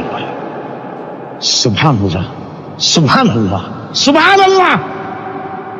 মায়ের পায়ের তলে তোর বেহেশত। আমরা পুরুষ, আমাদের গত বছরও বলেছি, আমরা পুরুষ, আমাদের পায়ের তলে জুতা। আমাদের পায়ের তলে কি? শুধু জুতা। আর আমার মা, আমার মায়ের জাতি যারা এই প্যান্ডেলে বসে আছেন, আমার মায়েরা, বোনেরা, মায়ের জাতি যারা পৃথিবীতে, মায়ের জাতির পায়ের তলে আল্লাহর বেহেশত। সুবহান। নারীর মর্যাদা ইসলাম দেয় নাই, কে দিয়েছে? আল্লাহ দিয়েছেন, আল্লাহর রাসূল দিয়েছেন। আর আমার মা, আমার মায়ের জাতি যারা এই প্যান্ডেলে বসে আছেন, আমার মায়েরা, বোনেরা, মায়ের জাতি যারা পৃথিবীতে, মায়ের জাতির পায়ের তলে আল্লাহর বেহেশত। সুবহান, নারীর মর্যাদা ইসলাম দেয় নাই, কে দিয়েছে? আল্লাহ দিয়েছেন, আল্লাহ রাসূল দিয়েছেন। আমার বন্ধুগণ, হযরত বাইজিদ বুস্তামি, ছোট্ট বাচ্চা ছেলে, গভীর রাত্রে মা অসুস্থ, পানির পিপাসায় জেগে উঠেছেন। বাবারে, পিপাসায় শেষ হয়ে গেলাম, পানি দাও। ছেলে ঘরের ভিতরে পানি না পেয়ে বাইরে দৌড়াদৌড়ি করলেন। অনেক দূর থেকে পানি নিয়ে এসে দেখেন মা ঘুমায় গেছেন। পানি নিয়ে দাঁড়ানো, পৌষ মাস, মাঘ মাসের শীতের রাত, ফজরের সময় মায়ের ঘুম ভেঙে গেল। তাকিয়ে দেখেন বাইজিদ দাঁড়ানো, হাতে পানি থরথর করে কাঁপছে। জিজ্ঞাসা করে, বাইজিদ তুমি দাঁড়ানো কেন? ছোট্ট বাচ্চা বলে, মা পানি চেয়েছিলে তুমি গভীর রাত্রে, পানি ঘরে ছিল না, অনেক দূর থেকে আনতে হয়েছে। মা বলছে, ঘুমাও নাই কেন গ্লাস ছুঁয়া? বাচ্চা বলে, ঘুমাই নাই, তুমি যদি আবার পানি চাও সময় মতো যদি দিতে না পারি মা, তোমার কষ্ট হবে, এই জন্য ফজর পর্যন্ত আমি দাঁড়ায় আছি, কখন তুমি পানি চাও। মার হাতের থেকে পানি নিয়ে পান করলেন। বাইজিদকে বিছানার উপরে আরাম করে কম্বল দিয়ে ঘুম পড়াইয়া দিলেন। হযরত বাইজিদের মা উযু করে ফজরের নামাজ পড়ে সিজদায় চলে গেলেন। চিৎকার মেরে কেঁদে বলেন, আমার রব, আমার আল্লাহ, আমি আমার বাইজিদের মা, আমি মা হয়ে বাইজিদের জন্য দোয়া করি। বাইজিদ আমার জন্য আজকে যা করেছে, আমি মা, আমার কলিজা ঠান্ডা হয়ে গেছে। হায় আল্লাহ, আমি বাইজিদের জন্য দোয়া করি, তুমি তাকে সুলতানুল আরিফিন বানাইয়া দিও। মঞ্জুর হয়ে গেল আল্লাহ পাকের কাছে দোয়া। আমার ভাইরা, আল্লাহ পাক বলছেন, খবরদার, আমার ইবাদতের পরে মা বাপ, আল্লাহর ইবাদতের পরে কারা? মা বাপ। মা বাপকে সম্মান করো, শ্রদ্ধা করো, মোহাব্বত করো, কিসমত খুলে যাবে, কিসমত খুলে যাবে। মা বাপকে সম্মান করো। হযরত আবু হুরায়রা রাদিয়াল্লাহু তাআলা আনহু রাসূলের সামনে এসে কাঁদতেছেন। হুজুর বলছেন, আবু হুরায়রা কাঁদো কেন? কাঁদো কেন? রাতের বেলা কাঁদো কেন? হযরত আবু হুরায়রা বলছেন, হুজুর আমাকে মা মেরেছেন। হুজুর বলছেন, মা মারলো কেন? কোনো অপরাধ করেছো? কোনো গোস্তাখি করেছো? আবু হুরায়রা বলছেন, না হুজুর, কোনো গোস্তাখি করি নাই, তবে মারলো কেন? হযরত আবু হুরায়রা বলছেন, হুজুর আমি আপনার দরবার থেকে ফিরতে রাত হয়ে গিয়েছিল। মা জিজ্ঞেস করলেন, আবু হুরায়রা এত রাত্রে কোথায় ছিল? বললাম, আমি ছিলাম যে কদম চুমতে পারলে দুনিয়া ধন্য হয়, সেই দরবারে নববীর কদম মোবারক থেকে আসতে আমার দেরি হয়েছে। আমার মা মুশরিকা, আপনার নাম শুনে তার গায়ে আগুন জ্বলে উঠলো, আমাকে ধরে মারা আরম্ভ করলো। বলল, হয় আমার বাড়ি ছাড়বি, আর না হয় মুহাম্মদ সাল্লাল্লাহু আলাইহি ওয়াসাল্লামের দরবার ছাড়বি। আমি বললাম, আমার মা, তুমি বুড়ি মানুষ, তোমার গায়ে যত শক্তি আছে সমস্ত শক্তি দিয়ে আমারে পিটাও, আমারে মারো। মারতে মারতে আমাকে বাড়ি থেকে তুমি বের করে দাও। তোমার বাড়ি শুদ্ধ, তাম দুনিয়া ছেড়ে দিতে পারি, আল্লাহর নবীর কদম মোবারক ছেড়ে দিতে পারি না। হুজুর, আমার মা আমাকে গলা ধাক্কা দিয়ে বের করে দিয়েছেন। হুজুর বলছেন, আবু হুরায়রা, তোমার মা তোমাকে মেরেছে, তুমি আমার কাছে নালিশ করছো? আমার তো এখানে ইন্টারফেয়ার করার কিছুই নেই। সুবহানাল্লাহ, সুবহানাল্লাহ, মা তোমাকে মেরেছে, এখানে আমার করার কিচ্ছু নাই। বিশ্বনবী বলছেন, এত বড় পাওয়ারফুল নবী, লেজিসলেটিভ পাওয়ার, সারে আল্লাহ তাকে বানিয়েছেন শরীয়ত প্রণেতা।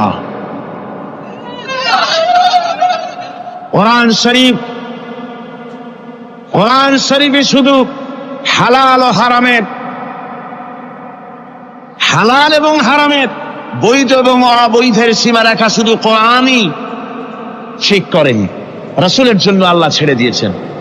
আল্লাহ রাসূলও হারাম, হালাল এবং হারামের বৈধতা অবৈধতার সীমারেখা নির্ধারণ করেছেন। এত বড় ক্ষমতা তা, এত বড় পাওয়ারফুল বিশ্বনবী, তিনি বলছেন, মা মেরেছে, আমার করার কিছু নাই। চিন্তা করেন কত বড় কথা, এ কথার লোড কত। হযরত আবু হুরায়রা বলেন, ইয়া রাসূলুল্লাহ, মা আমাকে মেরেছেন, আমি আল্লাহর নবীর কাছে মায়ের বিরুদ্ধে নালিশ করতে আসি নাই। বললেন, কেন এসেছো? হযরত আবু হুরায়রা বলেন, হুজুর এসেছি একটা কারণে। আমি জানি আল্লাহ নবী যদি আল্লাহর দরবারে হাত উঠায়া কোনো জিনিস বলে, আল্লাহ রাব্বুল আলামিন সঙ্গে সঙ্গে মঞ্জুর করে নেন। হুজুর আমি এসেছি, মেহেরবানি করে দোয়া করুন আমার মাকে যেন আল্লাহ হেদায়েত নসিব করে দেন। আল্লাহ নবী হাত উঁচু করে বললেন, আল্লাহুম্মা হিদি উম্মা আবি হুরায়রা, আয় আল্লাহ আমি দোয়া করি আবু হুরায়রার মাকে তুমি হেদায়েত নসিব করে দাও। রাসূলুল্লাহ দোয়া করছেন আর আবু হুরায়রা সমানে দৌড়াচ্ছেন। তিনি দৌড়াচ্ছেন, পিছন থেকে কয়েকজনে আবু হুরায়রার জামা টেনে ধরেছে। দৌড়! তাদের জানা আবু হুরায়রা খুব ভদ্রলোক মানুষ, কোন ঝড় ঝামেলার মধ্যে থাকে না, রাগসাক করে না, চিৎকার মারে না, দৌড় মারে না, এত ভদ্র শরীর। দৌড়ায় কি না জানি কোন বিপদ বুঝি ঘটে গেছে। পিছন থেকে জামা টেনে ধরে বলে, দৌড়াও কেন? হযরত আবু হুরায়রা জামা সাহাবীর হাত থেকে ছিনায় নিয়ে বলেন, জামা ছেড়ে দাও, আমাকে দৌড়াতে দাও। আমি দৌড়াইয়া বাড়িতে দেখতে চাই। আমি দৌড়াই আগে আমার বাড়ি পৌঁছতে পারলাম না, আমি যাওয়ার আগে আমার আল্লাহর নবীর দোয়া আমার বাড়ি পৌঁছে গেছে। আমি এইটা দেখতে চাই। হযরত আবু হুরায়রা বাড়িতে গিয়ে দরজা নক করলেন। ভেতর থেকে আওয়াজ এলো, কে? হযরত আবু হুরায়রা বলেন, মা আমি তোমার আবু হুরায়রা ফিরে এসেছি। মা বলছেন, বাবা অপেক্ষা করো, দরজা খুলতেছি। হযরত আবু হুরায়রা বলেন, মায়ের গলার আওয়াজের ভিতরে শিরকিয়াতের কর্কশতা পেলাম না, মায়ের গলার আওয়াজের ভিতরে তাওহীদের গন্ধ পেলাম। আমার মনে হলো নবীজির নিক্ষিপ্ত তীর তার নিশানায় পৌঁছে গেছে। কিছুক্ষণ পর মা আমার বেরিয়ে এলেন। মাথা থেকে চুলের থেকে বুড়ি মানুষ, সাদা চুলের ভিতর থেকে পানি পড়তেছে। মা বলল, বাবারে তোমারে মারার পর আমি বড় অনুতপ্ত হয়েছি, অনুশোচনা করেছি, আমি গোসল করেছি। মনে মনে ভাবলাম আমার ছেলে তো কোনো খারাপ জায়গায় যায় নাই, কেন তারে মারলাম? আমি বড় লজ্জায় পড়েছি তোমারে মেরে। ও আমার আবু হুরায়রা, আমি গোসল করেছি, পবিত্র হয়ে গেছি, জলদি করে আমাকে নিয়ে চলো বিশ্ব নবী জনাবে মুহাম্মদুর রাসূলুল্লাহর দরবারে। হযরত আবু হুরায়রার মা ঘোষণা করলেন, আশহাদু আল্লা ইলাহা ইল্লাল্লাহু ওয়াহদাহু লা শারীকা লাহু ওয়া আশহাদু আন্না মুহাম্মাদান আবদুহু ওয়া রাসূলুহু। আমার ভাইরা, মা বাপ সবচেয়ে সম্মানের জিনিস। আল্লাহর ইবাদতের পরই মা বাপের খেদমত করতে হবে। আল্লাহ পাক বলছেন, বান্দারে দেখ, মায়ের পেট থেকে আনলাম, মায়ের বুকের মধ্যে মহব্বত পয়দা করলাম, এত মহব্বত দিলাম তোর উপরে। যে কোনো বিদেশে যান, যেখানে যান, বাড়িতে ফিরলে পরে সকলে ছেলে মেয়ে ভাই বোন সবাই দেখবে সুটকেসে আমার জন্য আনছে কি। সবাই চিন্তা করবে আমার জন্য কি এনেছে। একমাত্র মা সন্তানের মুখের দিকে তাকাবে কখন খাইছে সে। সুবহানাল্লাহ, সুবহানাল্লাহ। আমার বাসার মুখখানে শুকনা, তুই বুঝি আজকে কিছু খাইস নাই। বিদেশে যেসব সন্তান থাকে, মা টাটা কবুতরের মতো ছটফট করে। আমার ছোটবেলার কথা আমি দেখেছি। শ্বশুরা মাদ্রাসা পড়তাম, আব্বা টাকা দিতেন মাদ্রাসায় যাওয়ার সময়, আবার মা আবার মুরগির ডিম বিক্রি করা, বিভিন্ন জিনিস বিক্রি করা বা বাজার করা পয়সা, উদ্বৃত্ত কিছু পয়সা আব্বার অজান্তে আমার হাতের মুঠার মধ্যে দিয়ে দিতেন। যখন মাদ্রাসার দিকে রওনা হয়েছি, পর্দার আড়াল থেকে দরজা থেকে দেখতাম, যতক্ষণ তাকায় দেখতেছি চোখ থেকে পানি দল করে পড়তেছে। সুবহানাল্লাহ, মা কি জিনিস! আল্লাহ আল্লাহ আল্লাহ। বিদেশে যদি কারো সন্তান মারা যায়, সবার জানা লাগে। কবি বলতেছেন, বিদেশে বিরাজ্যে যার পুত্র মারা যায়, পশু পক্ষী না জানিতে আগে জানে মা। মায়ের কই যান তারে টান লেগে যায়। মা বুঝতে পারে আমার সন্তানটা নাই। আহারে মা! আমার বন্ধুগণ, মা যার বেঁচে আছে বেয়াদবি করেছেন, পাও ধরে মাপ নিয়ে নেবেন, পাও ধরে মাপ নিয়ে নেবেন। মা তো পাও ধরে দেখবেন, মাফ করে দিবে। সুবহানাল্লাহ, সুবহানাল্লাহ। কত দরদ তার বুকের মধ্যে। আর মা বাপকে সম্মান করবে। যাক, এই বিষয়ের উপরে আমি আর যেতে চাই না। সত্যি আপনাদের বললাম, এই বিশাল জনতাকে বললাম সবচাইতে বড় পীর আপনার জন্য আপনার মা বাপ। সবচেয়ে বড় পীর কে? বাবা। সন্তুষ্ট করেন, রুজিতে অভাব ঘটবে না, কোন মাজারে গিয়ে সেজদা দেওয়া লাগবে না, আল্লাহর কসম মাজারে যাই চাওয়া লাগবে না। মা বাপকে খেদমত করেন, মা বাপকে খুশি করেন, মা বাপকে খাওয়ান, হাদিয়া দেন, মা বাপ খুশি, রুজিতে বরকত হবে, ব্যবসায় বরকত হবে, ঋণগ্রস্ত থাকবেন না, সম্মান আল্লাহ বাড়ায় দিবেন। সুবহানাল্লাহ বিহামদি, রাসূলুল্লাহর হাদিস। এই জন্য আমি অনুরোধ করব মা বাপকে সম্মান করবে। ওয়াসি বুঝতে পেরেছি মুহাম্মদ সাল্লাল্লাহু আলাইহি ওয়াসাল্লাম আল্লাহর রহমত, করুণার নবী, দয়ার নবী, তার কাছে যদি আমি যেতে পারি তাহলে তিনি আমার সম্পর্কে, যদি তার সামনে যেতে পারি তাহলে তার কঠোর মনোভাব আমার প্রতি নরম হয়ে যাবে। এই মনে করে সাহাবায়ে কেরামদের চোখ এড়ায়া তিনি হুজুরের সামনে গিয়ে হাজির হয়ে গেলেন। হুজুর তাকে দেখিয়ে বললেন, তোমার নাম না ওয়াসি? তিনি বললেন, হ্যাঁ আমার নাম ওয়াসি। হুজুর বললেন, তুমি আমার চাচাকে শহীদ করেছো? ওয়াসি বললেন, জাহালাতের কারণে তা করেছি। হুজুর বললেন, কেমনে শহীদ করেছো আমার চাচাকে, আমার একটু শোনাও। ওয়াসি বলতে লাগলেন, আমি বল্লম দিয়ে হযরতে হামজার শরীরকে এফোড় ওপড় করে দিয়েছি, তারপরে তার বুককে খঞ্জর দিয়ে ফেরে বুকের ভিতর থেকে কলিজাটা বের করে নিয়ে আমি হাতে দিয়ে দিয়েছি হেন্দাই কলেজা চিবিয়ে চিবিয়ে খেস। রাসূল পাক সাল্লাল্লাহু আলাইহি ওয়াসাল্লাম হাদিস শরীফে এসেছে, ওয়াসির বর্ণনা যখন তিনি শুনতেছিলেন রাসূলের চোখ থেকে তখন পানি পড়ে দাড়ি মোবারক ভিজে ভিজে পড়তেছিল। ঘটনা শোনার পর রাসূলুল্লাহ বললেন, ওয়াসি তুমি কি চাও? ওয়াসি বললেন, আমি ইসলাম কবুল করতে চাই। হুজুর তাকে মুসলমান বানালেন, বললেন, তুমি মুসলমান হলে কিন্তু সব সময় তুমি আমার সামনে আসবে না, তার কারণ তোমাকে দেখলে পরে আমার মনের ভিতরে আমার চাচার কথা মনে উঠে যাবে।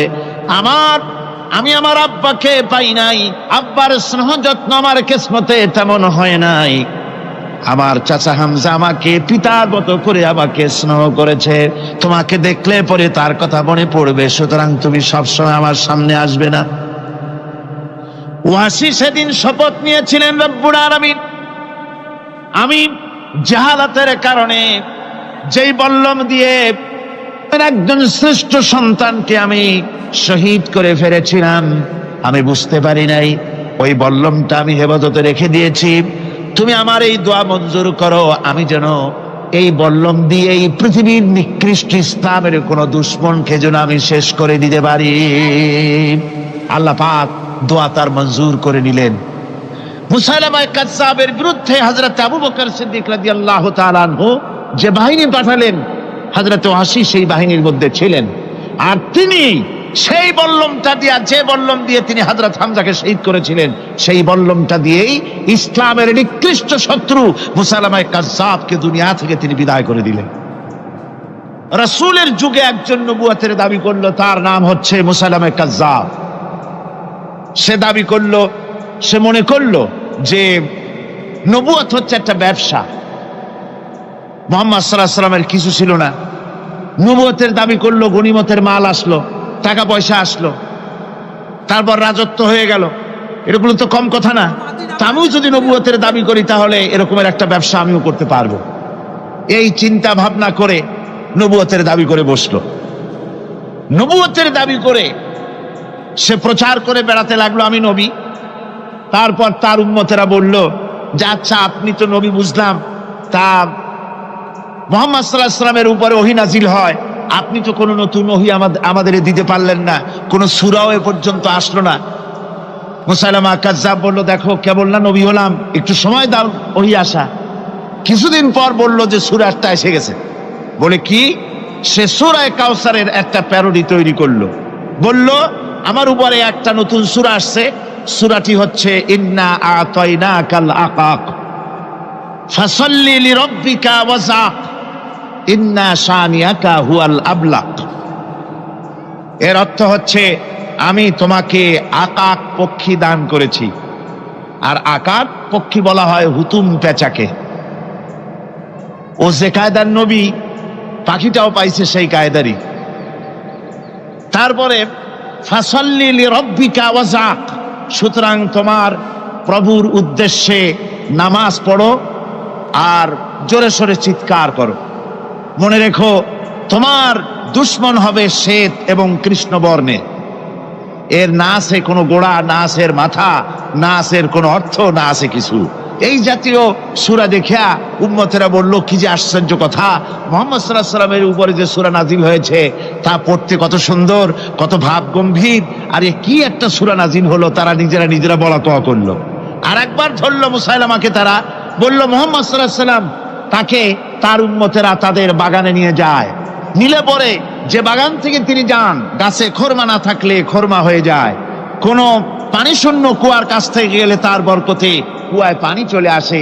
তো আপনি এরকমের কিছু আমাদের দেখান। বললো আমাকেও তোমরা এভাবে নিয়ে যাও। তখন তাকে নিয়ে যাওয়া হলো। দেখলো উম্মতেরা যে এমনই পোড়া কপালে এক নবী তাদের ভাগে পড়ছে, যে বাগান দিয়ে যায়, গাছে খরমা থাকলে খরমা পড়িয়ে যায়, নষ্ট হয়ে যায়, আর কোনো পানিওয়ালা কুয়ার কাছ থেকে হাঁটলে সে কুয়া থেকে পানিও শেষ হয়ে যায়। এরপরে তার সাহস বাড়লো। মুসাইলামায়ে কাজ্জাব রাসূল পাক সাল্লাল্লাহু আলাইহি ওয়াসাল্লামের কাছে এক চিঠি লিখলো। সে চিঠির ভাষা ছিল, মিন মুসাইলামাত রাসূলিল্লাহ ইলা মুহাম্মাদুর রাসূলুল্লাহ সালামুন আলাইকুম আম্মা বাদ ফাইন্নী আশরাকতু ফিল আমর ওয়া ইন্না লানা নিসফাল আরদ ওয়া লিকুরাইশিন নিসফাল আরদ ওয়ালাকিন্না কুরাইশান কওমান ইয়াতাদুন। সে চিঠি লিখলো যে মুসাইলামা আল্লাহ রসুলের পক্ষ থেকে নাউজুবিল্লাহ মুহাম্মদ সাল্লাল্লাহু আলাইহি সাল্লামের কাছে এই চিঠি পাঠানো হচ্ছে। ফাইন্নী কাদ আশরাকতু ফিল আমরি মাক, আমি হচ্ছি আপনার নবুয়তের একজন অংশীদার। এই হিসাবে পৃথিবীর অর্ধেক হচ্ছে আমার আর অর্ধেক হচ্ছে কোরাইশদের, কিন্তু কোরাইশরা বিষয়টা বুঝতে না পেরে আমার সাথে বাড়াবাড়ি করতেছে। হুজুর সাল্লাল্লাহু আলাইহি ওয়াসাল্লাম এই চিঠির জবাব দিলেন। হুজুর লিখলেন, বিসমিল্লাহির রহমানির রহিম মিন মুহাম্মাদুর রাসূলুল্লাহ সাল্লাল্লাহু আলাইহি ওয়াসাল্লাম ইলা মুসাইলামাতিল কাজ্জাব আসসালামু আলা মান ইত্তাবাআল হুদা আম্মা বাদ ফাইন্নাল আরদা লিল্লাহি ইউরিসুহা মিন ইবাদিহি ওয়াল আকিবাতু লিল মুত্তাকিন। রাসূল পাক সাল্লাল্লাহু আলাইহি ওয়াসাল্লাম লিখলেন, এই চিঠি যাচ্ছে মুহাম্মদ সাল্লাল্লাহু আলাইহি ওয়াসাল্লামের কাছ থেকে মুসাইলামায়ে কাজ্জাবের কাছে। শুনে রাখো, শান্তি বর্ষিত হোক তার প্রতি যিনি হেদায়েত প্রাপ্ত।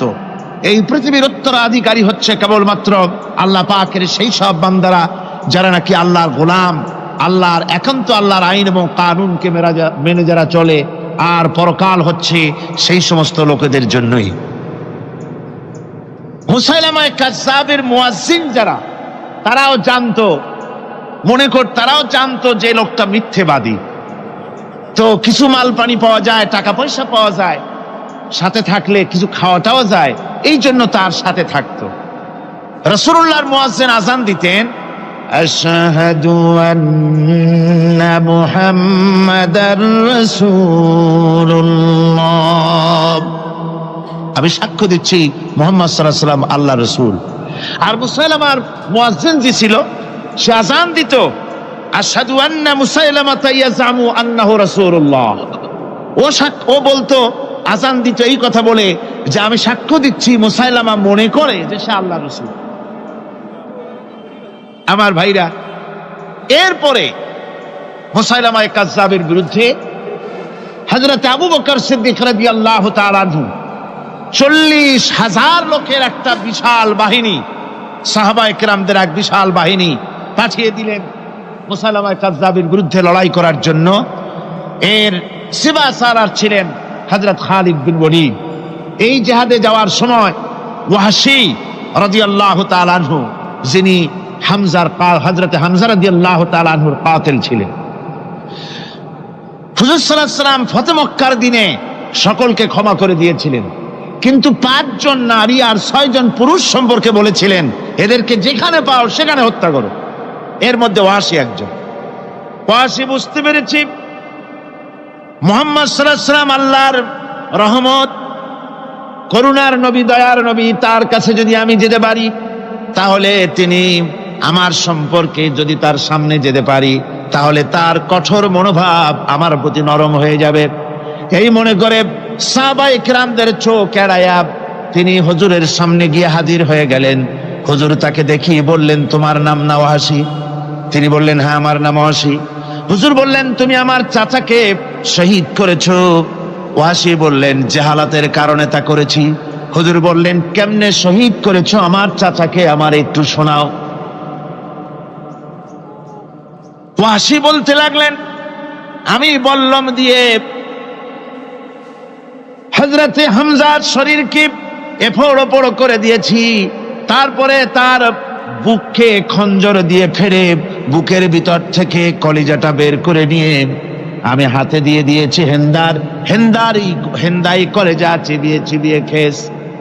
রাসূল পাক সাল্লাল্লাহু আলাইহি ওয়াসাল্লাম হাদিস শরীফে এসেছে, ওয়াসির বর্ণনা যখন তিনি শুনতেছিলেন, রাসূলের চোখ থেকে তখন পানি পড়ে দাড়ি মোবারক ভিজে ভিজে পড়তেছিল।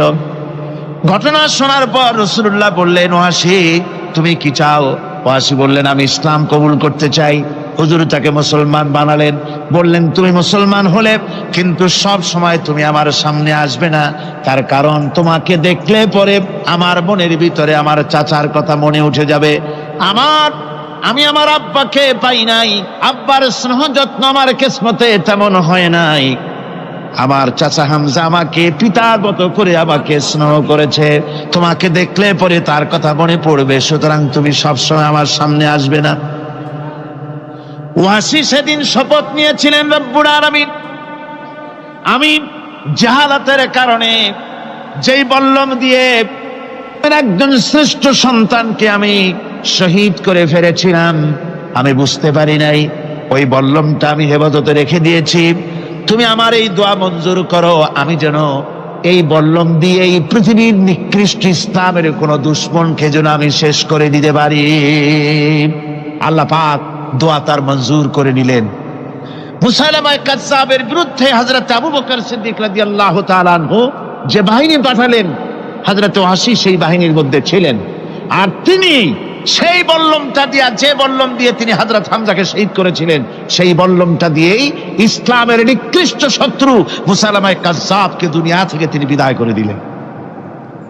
আমার ভাইরা, রাসূল পাক সাল্লাল্লাহু আলাইহি সাল্লামের ইন্তেকালের পর এ পর্যন্ত নবুয়তের যারা দাবি করেছে, এক হিসাবে জানা গেছে 28 জন দাবি করা হয়ে গেছে।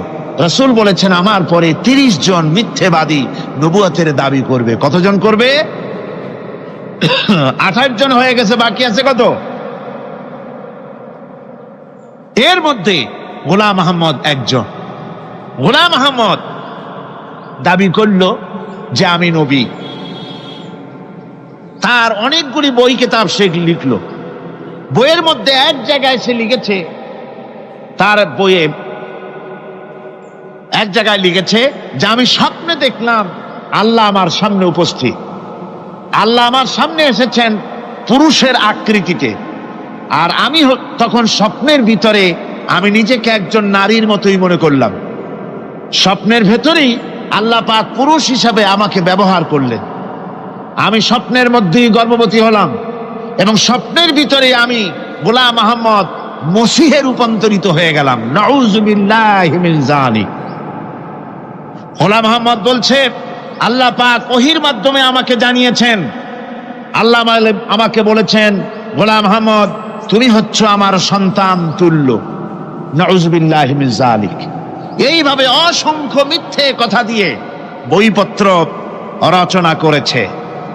লোকেরা তার কাছে নবুয়তের প্রমাণ চেয়েছে।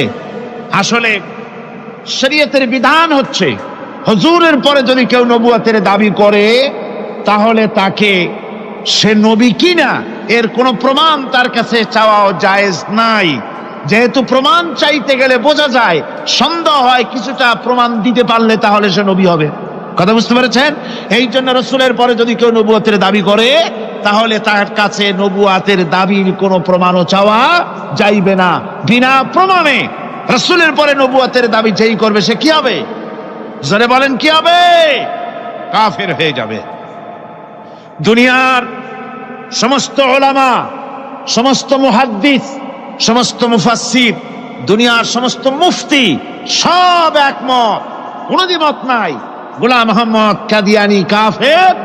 তার অনুসারীরাও তার জামানায় মাওলানা আতাউল্লাহ শাহ বুখারী রহমতুল্লাহ আলাইহি তার সঙ্গে একটা বহস হলো। যেহেতু গোলাম মোহাম্মদ বলেছিল যে আমার এই 40 দিনের মধ্যে কেউ প্রতিবাদ করুক যেগুলি আমার ওহী নয়।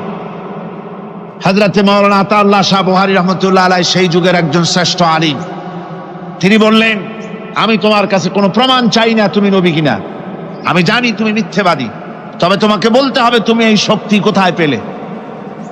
গোলাম মোহাম্মদ বলল, কোরআন শরীফই আছে আমার এই শক্তির উৎস। কোথায়?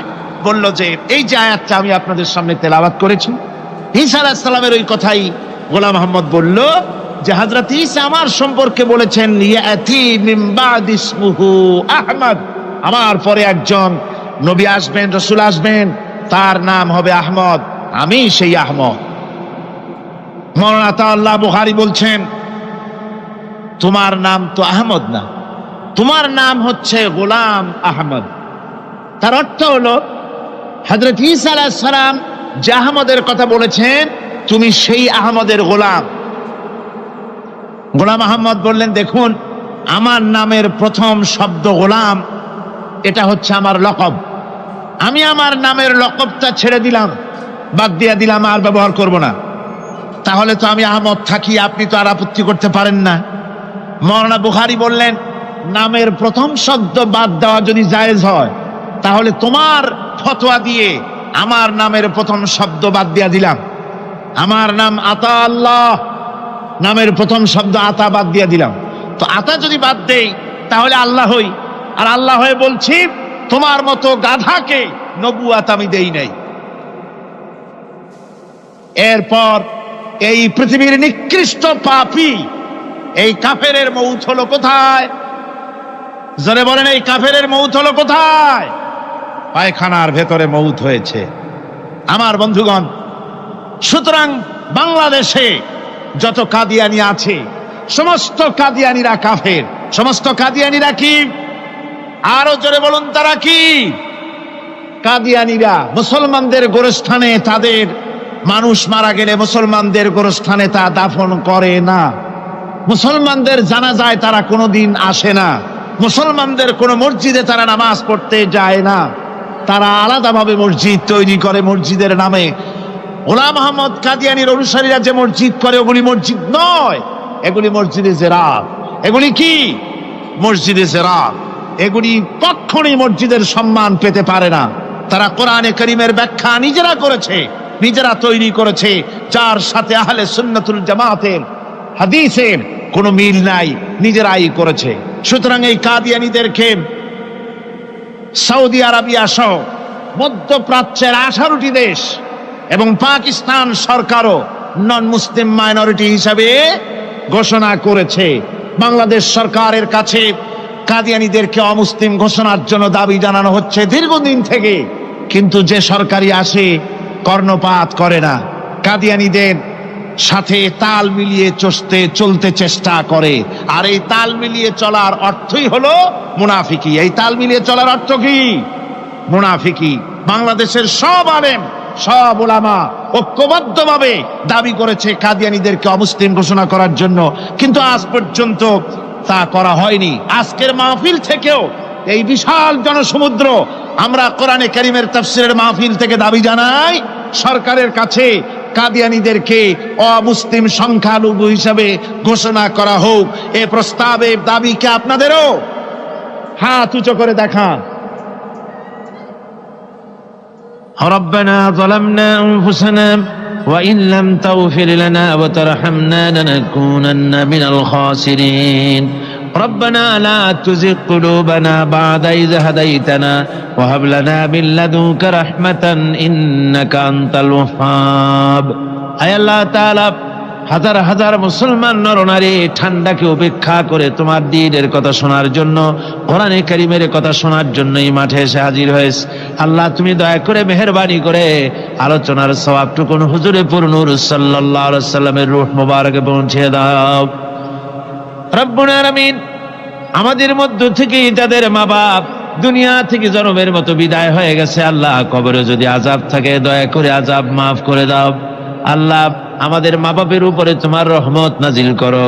রব্বিরহামহুমা কামা রব্বায়ানি সগীরা, রব্বিরহামহুমা কামা রব্বায়ানি সগীরা। হে আল্লাহ রাব্বুল আলামিন, এই মাহফিলে যত লোক আছি আমরা, কার কোন ব্যাধি আছে, রোগ আছে, আমরা তুমি ভালো করে জানো। আমাদের প্রত্যেকের ব্যাধিকে তুমি শিফায়ে আজলা দান করে দাও। আল্লাহুম্মা হাব্বিব ইলাইনাল ঈমান وزينه في قلوبنا وكره إلينا الكفر والفسوق والعصيان واجعلنا من الراشدين.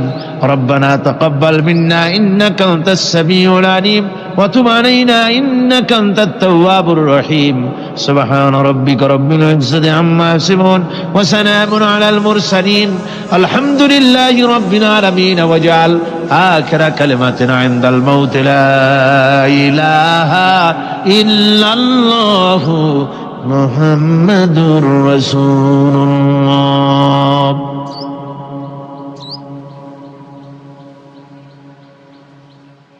কবরের কাছে যারা এসেছিল, দাফন হয়ে যাওয়ার পর এই লোকগুলি 40 কদম যেতে যতক্ষণ লাগে এর মধ্যেই দুজন ফেরেশতা এসে যাবে, এসে জিজ্ঞেস করবে মান রব্বুকা, তুমি কোন দল করতে, ওটা তাদের জানার দরকার নাই।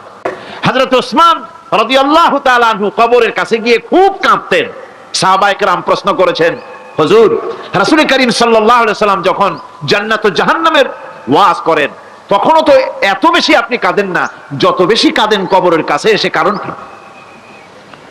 হযরত ওসমান রাদিয়াল্লাহু তাআলা আনহু বলতেন, আমার সাথীরা, আমি আমার হাবিবের কাছে, আল্লাহ রাব্বুল আলামিনের রাসূলের কাছে আমি শুনেছি এই কবরটাই হলো প্রথম স্টেশন, এই কবরটাই হলো প্রথম ইমিগ্রেশন কাউন্টার।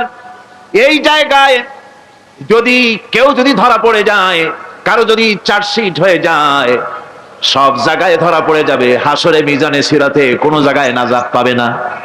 আর এই কবরটা যদি কেউ মুক্তি পেয়ে যায়, মিজান সিরাত হাসর সব জায়গা থেকে আল্লাহ তাআলা ভালোভাবে পার করে দিবেন।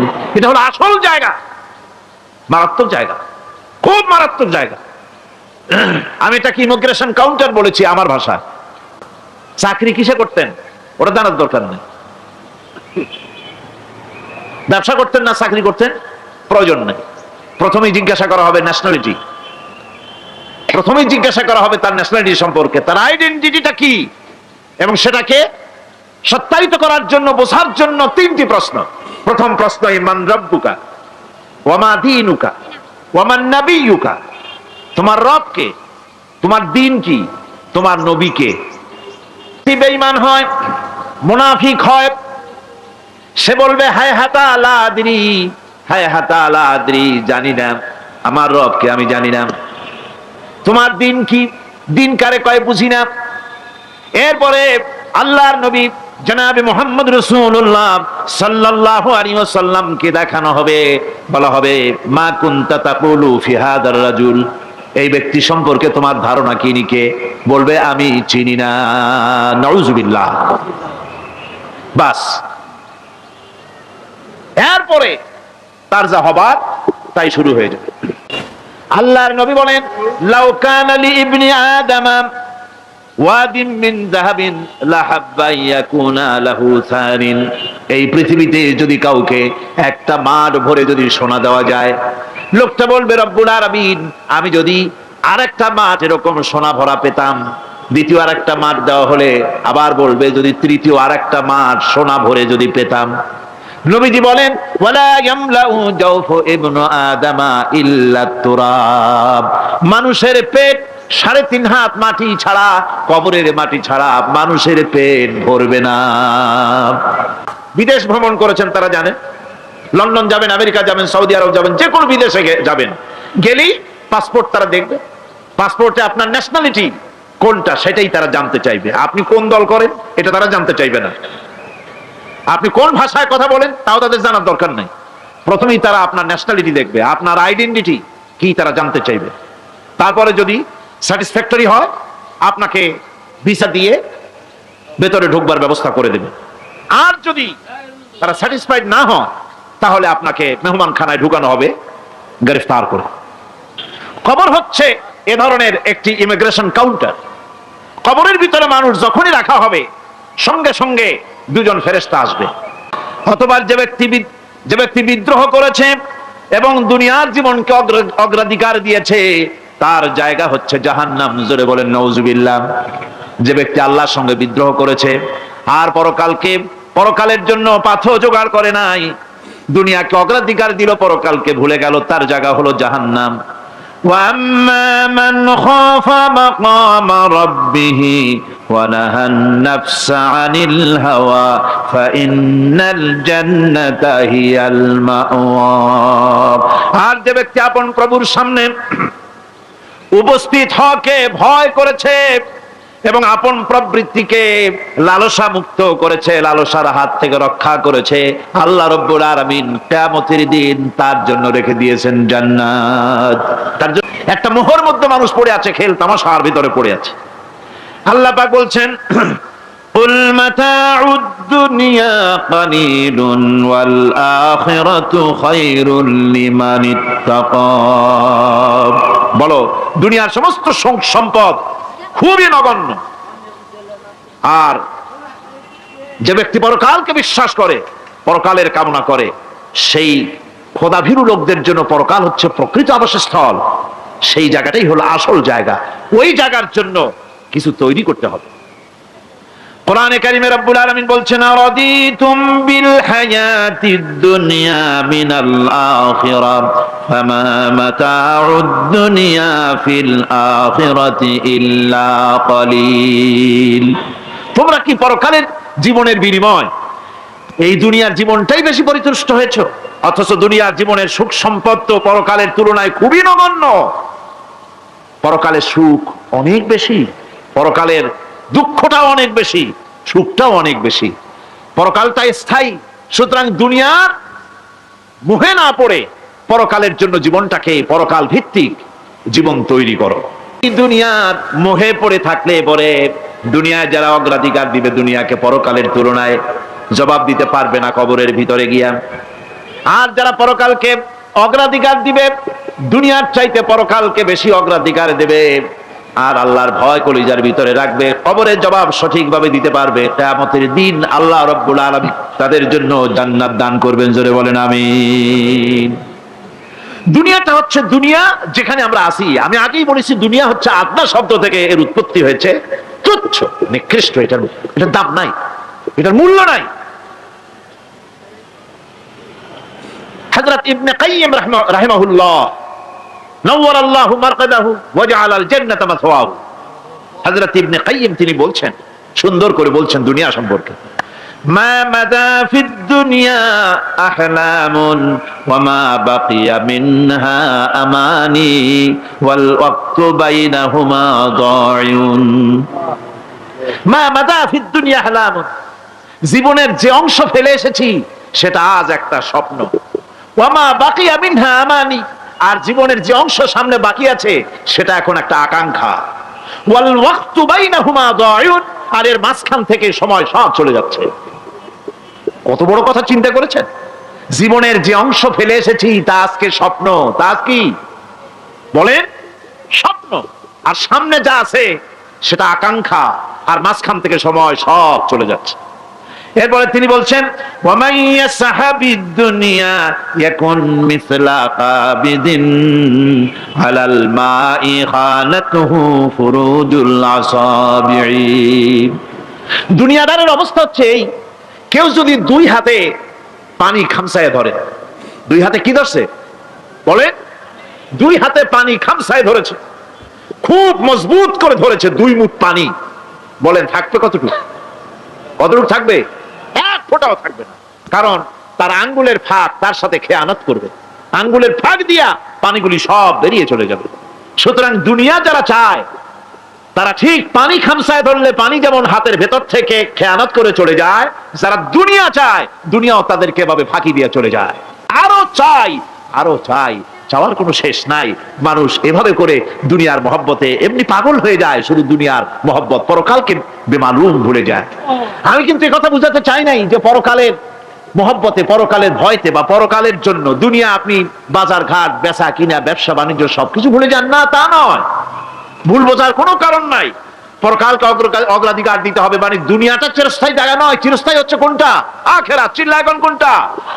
সুতরাং এখানে যা করতে হবে, আখিরাতে জবাবদিহিমূলক জীবন যাপন করতে হবে।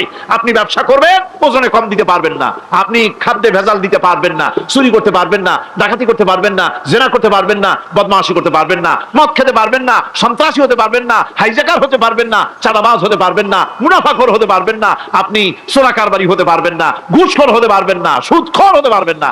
এই সব কাজ পরকালকে বিশ্বাস করলেই এ সমস্ত কাজ থেকে মানুষ বিরত থাকতে পারে। কথা ঠিক কিনা? এটাই হচ্ছে কথা। সুতরাং এই পৃথিবী থাকবে না, এটা কি চিরকাল থাকবে না? এর একটা পরিসমাপ্তি ঘটবে। যেমন করে সারা বছর লেখাপড়া করার পর কলেজে, বিশ্ববিদ্যালয়, মাদ্রাসায়, হাই স্কুলে, সব জায়গায় সারা বছর লেখাপড়া করার পর যেমন পরীক্ষা দেওয়ার একটা দিন আসে, সারা বছর ব্যবসা করার পর হিসাব নিকাশ করার যেমন একটা সময় আসে, সারা মাস চাকরি করার পর বেতন পাওয়ার যেমন একটা দিন আসে, সারা জীবন চাকরি করার পর পেনশন পাওয়ার যেমন একটা সময় আসে, অনুরূপ ভাবে এই দুনিয়া যেদিন শেষ হয়ে যাবে, আল্লাহ নির্ধারিত সময় শেষ হয়ে যাওয়ার পর একটা সময় আসবে যখন আল্লাহ রব্বুল আলামিন সব শেষ করে দিবেন, লন্ডভন্ড হয়ে যাবে, কিছুই থাকবে না। পৃথিবীর সব কেমন ভাবে ধ্বংস হবে তার চিত্র আল্লাহ পাক কোরআনে কারিমে তুলে ধরেছেন। ইযাস সামাউ ফাতারাত ওয়া ইযাল কাওয়াকিবু তাসারাত ওয়া ইযাল বিহারু ফুজ্জিরাত ওয়া ইযাল কুবুরু বু'সিরাত। যখন আকাশসমূহ দীর্ণ বিদীর্ণ হয়ে যাবে, তারকাগুলি বিক্ষিপ্ত হয়ে ছিটকে পড়বে, আর সমুদ্রগুলি উচ্ছ্বসিত হয়ে পড়বে, কবরগুলি সব তার ভেতরে যা আছে উদ্গীরণ করে দেবে, তারকাগুলি স্থিমিত হয়ে যাবে। এরপরে সমস্ত আকাশগুলি কাতাইয়িস সিজিল্লিল কুতুব, কিতাবের পৃষ্ঠার মতো একটার পরে একটা ঠাস ঠাস করে পড়তে থাকবে, চূর্ণ বিচূর্ণ হয়ে ভেঙে চুরে একাকার হয়ে যাবে। পাহাড়গুলিকে উড়িয়ে দেওয়া হবে, চন্দ্র এবং সূর্য একাকার হয়ে যাবে। আল্লাহ রাব্বুল আলামিন বলেন, ফাইদা বারিকাল বাসার ওয়া খাসাফাল কমারু ওয়া জুমিআশ শামসু ওয়াল কমর। চক্ষু যখন বিস্ফারিত হয়ে যাবে, চাঁদ যখন তার আলো হারিয়ে ফেলবে, সূর্য যখন তার আলো হারিয়ে ফেলবে, চাঁদ আর সূর্য সব একাকার হয়ে যাবে, সেই সময়ের অবস্থাটা কি চিন্তা করো। মানুষ হয়রান হয়ে দৌড়াদৌড়ি করবে। وحملت الأرض والجبال فدكتا دكة واحدة। জমিন এবং পাহাড়গুলির মধ্যে আল্লাহ রাব্বুল আলামিন সংঘর্ষ বাঁধিয়ে দিবেন, পাহাড়গুলি ভেঙে চুরে টুকরা টুকরা হয়ে যাবে, পাহাড়গুলি উঁচু করে জমিনের উপরে আছাড় মেরে আল্লাহ রাব্বুল আলামিন ভেঙে চুরে চুরমার করে দিবেন। সুবহানাল্লাহ। ওয়া তাকুনুল জিবালু কালইহনিল মানফুশ, পাহাড়গুলো পেঁজা ধোনা তুলার মতো করে উড়িয়ে দেওয়া হবে, পাহাড় উড়ে যাবে। সুবহানাল্লাহ। পাহাড় পাথরের তৈরি করা পাহাড়, এই পাহাড়গুলি তুলার মতো হয়ে উড়বে কিভাবে? আমি এই দৃশ্য নিজের চোখে কিছুটা হলেও দেখছি। আমার বন্ধুগণ, আমি আমার ইমান থেকে কথা বলি, কোরআন এবং হাদিস পড়ে যতটুকু আল্লাহ বোঝার তৌফিক দিয়েছেন সেই কথাগুলি পেশ করার জন্য চেষ্টা করি। বন্ধুগণ, এদিক ওদিক কোন দিকে না ঘুরে মসজিদে যান, মসজিদে গিয়ে নামাজ পড়েন, আর আল্লাহর কাছে হাত পেতে আল্লাহরে বলেন। সেজদা গিয়া যখন রব্বুল আলামিনের দরবারে কিছু চাইবেন, হুজুরের কাছে জিজ্ঞেস করা হয়েছে, হুজুর, বান্দা কখন আল্লাহর নিকটবর্তী হয়ে যায়? আল্লাহর নবী বলেছেন, বান্দা যখন সেজদা দেয় তখন বান্দা একেবারে আল্লাহ পাকের কাছে চলে যায়। আল্লাহর কাছে চান, যা দরকার, ছেলে নাই, মেয়ে নাই, বউ নাই, অথবা চাকরি নাই, প্রমোশন চাই, ব্যবসায় উন্নতি চাই, যা দরকার কাকে বলবেন? মনটাকে পরিষ্কার করুন, আজকে মনটাকে সাফ করুন, সমস্ত দুর্বলতা থেকে মনকে উঠায় আনো, বিশ্বাস করুন, যা চাওয়া যা বলা সবটা আল্লাহর কাছে। কার কাছে? আমি তার গোলাম। আমি কার গোলাম? আল্লাহ ছাড়া কারো কাছে আমার অভিযোগ তুলবো না, সবটা বলবো আল্লাহর কাছে। বলে দেখেন, বলে দেখেন আল্লাহ পাক কিভাবে আপনাকে সাহায্য করেন। সুবহানাল্লাহ। ভাইরা আমার, আল্লাহ রাব্বুল আলামিন রাসূল করিম সাল্লাল্লাহু আলাইহি ওয়াসাল্লামকে বলেছেন, ফাইদা ফারাগতা ফানসাব ওয়া ইলা রাব্বিকা ফারগাব। যখন তুমি খালি হাত হয়ে যাবে, দাঁড়িয়ে যাবে এবং তোমার রবের কাছে মিনতি জানাবে, কিছু যখন থাকবে না, তোমার রবের কাছে দাঁড়ায় যাও আর তার কাছে মিনতি জানাও, তোমাকে আল্লাহ ভরপুর করে দিবেন। ভান্ডের কোনো অভাব নাই। আমাদের ভান্ড হচ্ছে যত দেব তত কমবে, আর আল্লাহর ভান্ড যত দেয় তত সমান সমান থাকে, মোটেই কমে না, মোটেই কমে না। সুতরাং দয়াল বাবা, বাবাজান কেবলাজান বাবা কি যে কবে আর কি করবে দিশা করতে পারে না। গান বাজনা, তারপরে গোসল শরীফ, কি জানি হাবিজাবি শরীফ, কোন শেষ বেদাত দিয়ে ভরে গেছে। এগুলি বিশ্বাস করবেন না, বিদআত খারাফা, এর সাথে মুসলমানের কোনো সম্পর্ক নাই। গান বাজনার সাথে মুসলমানের কোনো সম্পর্ক। হাতে কতগুলো ঢোল নিয়ে তারপরে মাজারের কাছে গিয়ে ঢোল বাজায়, কবরের কাছে, মাথায় কতগুলো চুল, দাঁতে ময়লা, মোষগুলা ঠোঁট দুইটা ঢাইকিয়া দাড়ির কাছে এসে পড়ছে।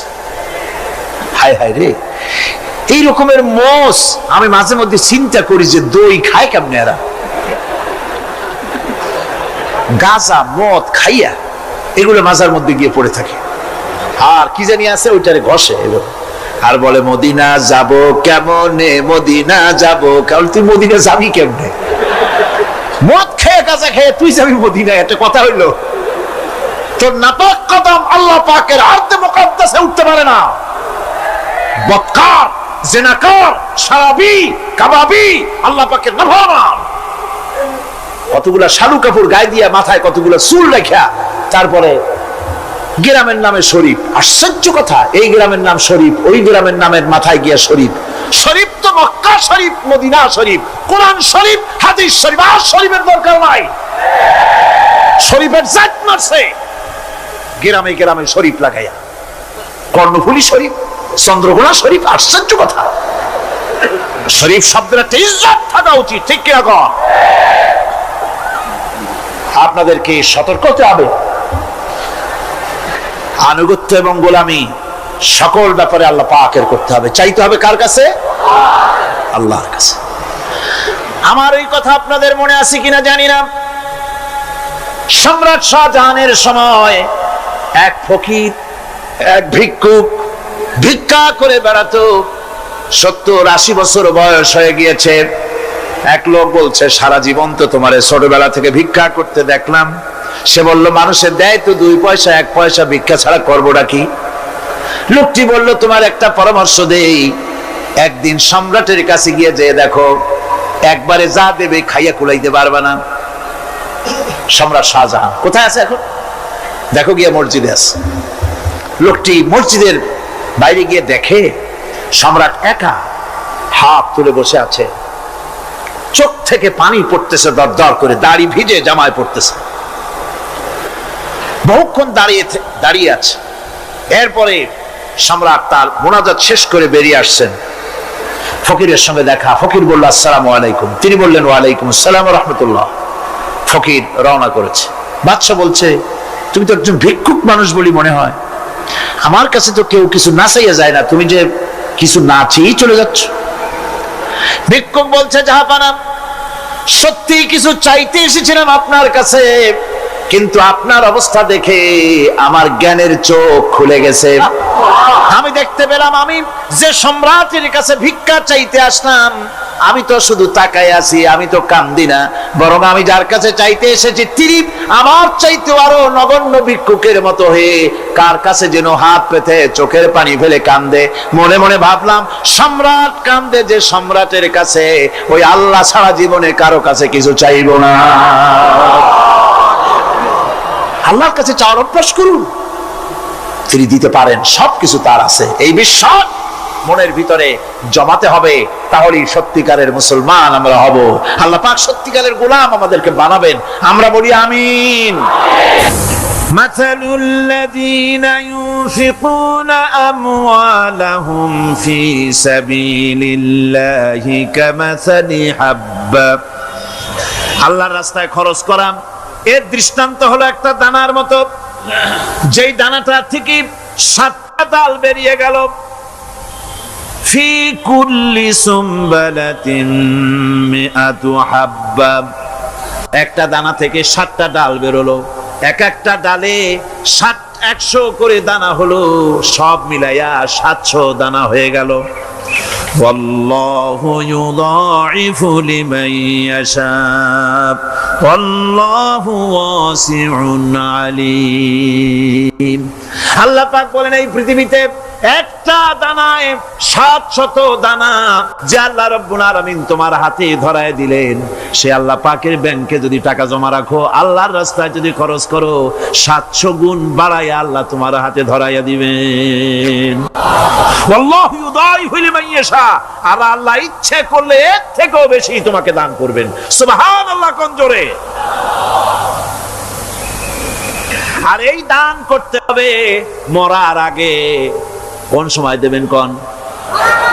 আমার দেশে বহু মুসলমান আছে যারা বলে হুজুর আসি আপনাদের পেছনে, যা বলেন আসি আসি, জীবন দিয়া দেব। এরা খুব চালাক, জীবন দিতে চায়, মাল দিতে চায় না। আল্লাহ তো আগে জীবন চায় নাই, আল্লাহ আগে কি চেয়েছেন? আল্লাহ আগে কি চেয়েছেন?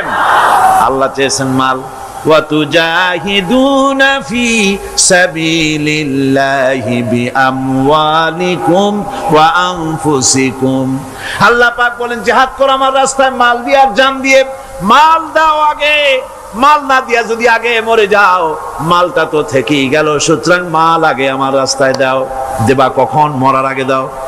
وَأَنفِقُوا مِمَّا رَزَقْنَاكُم مِّن قَبْلِ أَن يَأْتِيَ أَحَدَكُمُ الْمَوْتُ। আমার রাস্তায় খরচ করো মৃত্যু আসার আগে। فيقول رب لولا أخرتني إلى أجل قريب। যদি মরার আগে না দাও, মৃত্যুর সময়, মৃত্যু যখন এসে গেল, সেই সময় যদি বলো, অনুশোচনা যদি করো, আরে যদি আমি সময় পাইতাম, একটু খানিক যদি সময় দিতে আল্লাহ, একটু সময় আমারে যদি দাও, ফাসাদদাকা ওয়া আকুম মিনাস সালিহিন। দান সদকা করব, সব আল্লাহর রাস্তায় দিয়ে দেব, আর আমি সালেহ বান্দাদের মধ্যে শামিল হয়ে যাব। আল্লাহ একটু সময় আমারে দাও। আল্লাহ পাক বলছেন ওয়ালা ইউআখিরাল্লাহু নাফসান ইযা জাআ আজালুহা আল্লাহু খাবীরুম বিমা তা'মালুন। মৃত্যুর নির্ধারিত সময় আসলে 1 সেকেন্ড আগে পাশে করা হবে না। সুতরাং মৃত্যুর আগে খরচ করো। আপনি মনে করবেন যে আপনি মরে গেলে পরে আপনার ছেলে মেয়ে আপনার জন্য করবে, খরচ করবে। হ্যাঁ করবে ঠিক, মরার পরে কুলখানির পরে 40, তারপরে শেষ, এরপর আর করবে। আপনার ছেলে মেয়ে যে আপনার জন্য করবে তার প্রমাণ তো আপনি নিজে। আপনি আপনার ছেলের মেয়ের জন্য কি করে, আপনার মা বাবার জন্য কি করছেন? আপনার মা বাবার জন্য যদি আপনি কিছু না করে থাকেন, আপনার ছেলে মেয়ে আপনার জন্য করবে না। সুতরাং নিজের কাজ নিজে করেন। আপনার পিঠ যদি চুলকায়, আর নাতিরে যদি বলেন নাতি পিঠটা চুলকায় দাও, সে যে জায়গা চুলকাবে আপনি করবেন উত্তর দিকে, সে উত্তর দিকে, আর দক্ষিণ দিকে, উপরে নিচে, পিঠে, পাশার কাছে, যে জায়গায় আঙ্গুল দেবে আপনি করবেন ওখানে না, আবার আরেকটু উপরে দাও, আরেকটু পাশে দাও, জায়গা মতো পড়বেই না। আর কষ্ট করে নিজের হাতটা যদি পৌঁছাইতে পারেন জায়গা মতো পড়ে, একবার চুলকানি মারলেই চুলকানি শেষ, ঠিক কিনা?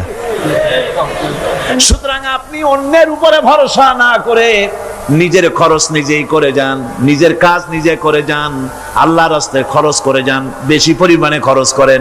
যত খরচ করবেন আল্লাহ রাব্বুল আলামিন রাজি হয়ে যাবে। কোন সুবহানাল্লাহ। মা বলছে বাবা আমার কাছে কি চাও? ছেলে বলছে মা আমি চলে যেতে চাই মদিনায়, আল্লাহর নবী মুহাম্মদুর রাসূলুল্লাহ সাল্লাল্লাহু আলাইহি সাল্লামের দরবারে চলে যেতে চাই, আমি একটু বস্ত্র চাই। মা একটা পুরানা কম্বল তার হাতে দিয়ে দিলেন। আব্দুল উজ্জা কম্বলটাকে ছিঁড়ে এক টুকরা কোন রকম হাঁটুর উপরে জড়ায় নিলেন, আর এক টুকরা গায়ে দিয়ে নিলেন। আব্দুল উজ্জা এবার বহু কষ্ট করে মরুভূমি পাড়ি দিয়ে মদিনা মুনাওয়ারায় চলে গিয়ে বাবি জিবরিল থেকে ঢুকে আসহাবে সুফফার চবুতরার সামনে বসে আছেন, ছেঁড়া কম্বল পরা। এবার বিশ্ব নবী, দুনিয়া আখিরাতের বাদশা জনাবে মুহাম্মদ রাসূলুল্লাহ সাল্লাল্লাহু আলাইহি ওয়াসাল্লাম যখন মসজিদের নিজের ঘরের থেকে দরজা খুলে বেরিয়েছেন, দেখেন এক যুবক বসা, একটা আধাটা কম্বল পরা, হাঁটুর উপরে কোন রকম করে রানটা লজ্জাস্থানটা ঢাকার, গায়ে একটা ছেঁড়া কম্বল। তার এই অবস্থা দেখে হুজুর জিজ্ঞেস করেন, তুমি কে? যুবক বলছে, আমি আব্দুল উজ্জা। ইসলাম কবুল করার জন্য আমার সব ছিল, আমি কম ধনী ছিলাম না, আমার চাচা সব নিয়ে গেছে, সিনায় রেখেছে, আমার লুঙ্গিটাও দেয় নাই। ঘটনা সব তিনি খুলে খুলে বললেন। হুজুর বললেন, তোমার নাম আব্দুল উজ্জা নয়, তোমার নাম আব্দুল্লাহ।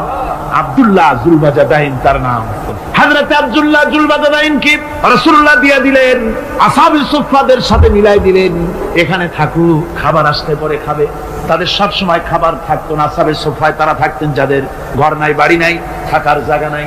ক্ষুধার জ্বালায় যখন তারা অতিষ্ঠ হয়ে যেতেন, নবীজি ঘরের থেকে তাহাজ্জুদের জন্য যখন বেরোতেন, ক্ষুধার্ত সাহাবীরা রাসূলের চেহারা দেখার সঙ্গে সঙ্গে ক্ষুধা নিবৃত হয়ে যেত। হযরত রাসূল পাক সাল্লাল্লাহু আলাইহি ওয়াসাল্লাম আব্দুল্লাহকে ওনাদের মধ্যে ভিড়ায় দিলেন। আব্দুল্লাহ এবার কোরআন শরীফ পড়ে।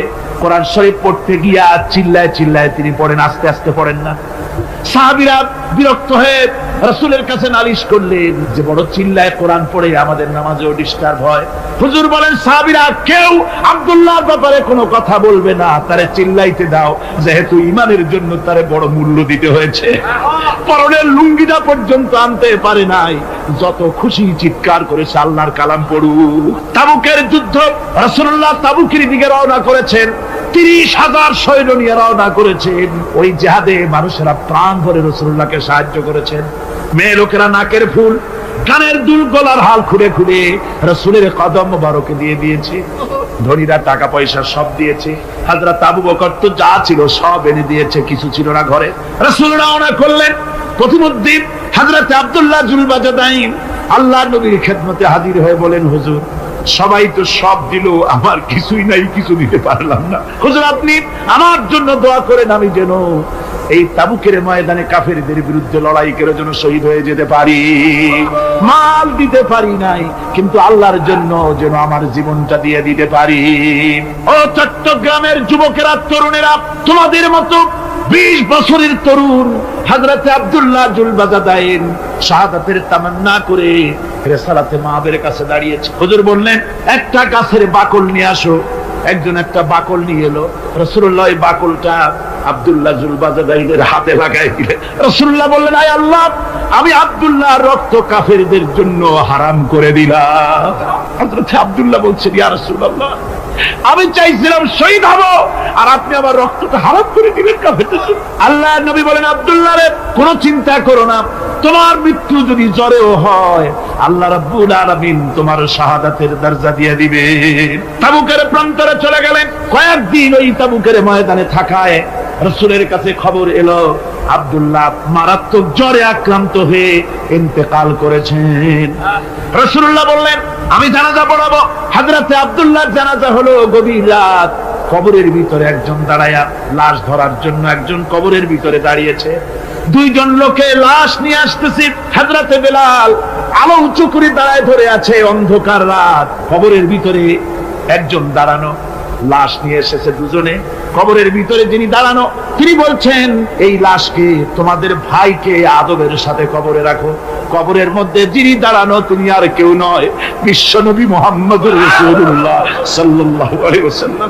হযরত রাসূলুল্লাহ বলতেছেন, আবু বকর, ওমর, তোমাদের ভাইকে আদবের সাথে কবরে রাখো, খবরদার বেয়াদবি করো না। কবরের মধ্যে আল্লাহ নবী আব্দুল্লাহ জুলবাজাদাইনকে নিজ হাতে শোয়ায় দিয়া কবরের উপরে পাথর বিছিয়ে দিয়ে নবীজি বললেন, রব্বুল আলামিন, আজকের এই সন্ধ্যা পর্যন্ত আমি আব্দুল্লাহর প্রতি রাজি ছিলাম, তুমিও আব্দুল্লাহর প্রতি সন্তুষ্ট হয়ে যাও।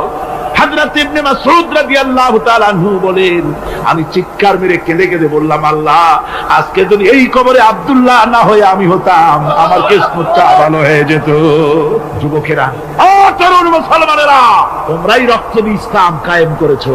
কে কায়েম করেছে ইসলাম? মুসলিম তরুণেরা, মুসলিম যুবকের, তোমাদের অবদান সব চাইতে বেশি। আজ মুসলমান যুবকদের চরিত্র নাই, মদ, জুয়া, জেনা, ব্যভিচার করে করে সর্বনাশ করে দেওয়া হলো। সরকারি ভাবে, বেসরকারি ভাবে, বিভিন্ন ভাবে যুবকদেরকে মিসগাইড করার জন্য মদ দেওয়া হয়, টাকা দেওয়া হয়, অস্ত্র দেওয়া হয়, সব দিয়ে যুবকদের চরিত্র নষ্ট করা হচ্ছে। অথচ যুবক হচ্ছে একটা জাতির মেরুদণ্ড। জাতির কি মেরুদণ্ড? এই মেরুদণ্ডকে ঘুরে ধরেছে, এই মেরুদণ্ড নষ্ট করার ব্যবস্থা করা হয়েছে। আমার মুসলমান ভাইয়েরা, হাদিস থেকে শোনো, বদরের প্রান্তরে যুদ্ধ হবে। রাসূলুল্লাহ সাহাবায়ে কিরামদেরকে রেডি করেছেন, কিন্তু এই যুদ্ধটা বড় মারাত্মক। এই জেহাদ বড় মারাত্মক। জেহাদ হবে, চাচার বিরুদ্ধে ভাতিজা জেহাদ করবে, বাপের বিরুদ্ধে সন্তান অস্ত্র ধারণ করবে, ভাইয়ের বিরুদ্ধে ভাই অস্ত্র ধারণ করবে। কোন জায়গা? বদর। কোন জায়গায়? বদর। মক্কা থেকে যারা আসতেছে সব চাচা, ভাই, মামু, খালু, এরা আপন আপন লোকেরা আপন লোকের বিরুদ্ধে অস্ত্র ধারণ করবে। এটা কি সহজ? কোন এটা কি সহজ? রাসূলুল্লাহ যুদ্ধের কথা মানুষকে বুঝাচ্ছেন, একটু ইতস্তত করে। হযরত রাসূল পাক সাল্লাল্লাহু আলাইহি ওয়াসাল্লাম যুদ্ধের কথা সাহাবায়ে কিরামদের সামনে পেশ করতেছেন আর একটু ইতস্তত করতেছেন। এই কঠিন যুদ্ধে সাহাবীরা কিভাবে মেনে নেবে? রাসূলের মনের অবস্থা বুঝতে পেরে হযরত মিকদাদ রাদিয়াল্লাহু তাআলা আনহু, বর্ষিয়ান সাহাবী, তিনি দাঁড়ায় গেলেন। তিনি দাঁড়ায় বলছেন, ইমদি বিনা ইয়া রাসূলুল্লাহ হাইসু মা তাশা। হে রাসূল, আপনি আমাদেরকে নিয়ে চলুন, আল্লাহ যেদিকে আপনাকে যেতে বলে। হাইসু মা তাশা আয় হাইসু মা আমারাকাল্লাহ, যেদিকে আল্লাহ আপনাকে যেতে বলেন আমাদেরকে নিয়ে আপনি সেদিকে চলেন। ইন্না লা নাকুলু লাকা কামা ক্বালা বানু ইসরাঈল লিমূসা আলাইহিস সালাম, ইযহাব আনতা ওয়া রাব্বুকা ফাকাতিলা ইন্না হাহুনা কাঈদুন। আমরা মুসা আলাইহিস সালামের উম্মতের মতো বলবো না যে হে মুসা, তুমি আর জিবরাইল আর তোমার আল্লাহ যুদ্ধ করো, আমরা ঘরে বসে আরাম করি। এই কথা আমরা বলবো না হুজুর। বল ইযহাব আনতা ওয়া রাব্বুকা ফাকাতিলা ইন্না মাআকুমা মুকাতিলুন। হে রাসূল, বরং আমরা বলবো আপনি যুদ্ধ করুন, আপনি আমাদের নিয়ে চলুন, আমরা লড়বো আপনার সাথে কাফেরদের বিরুদ্ধে।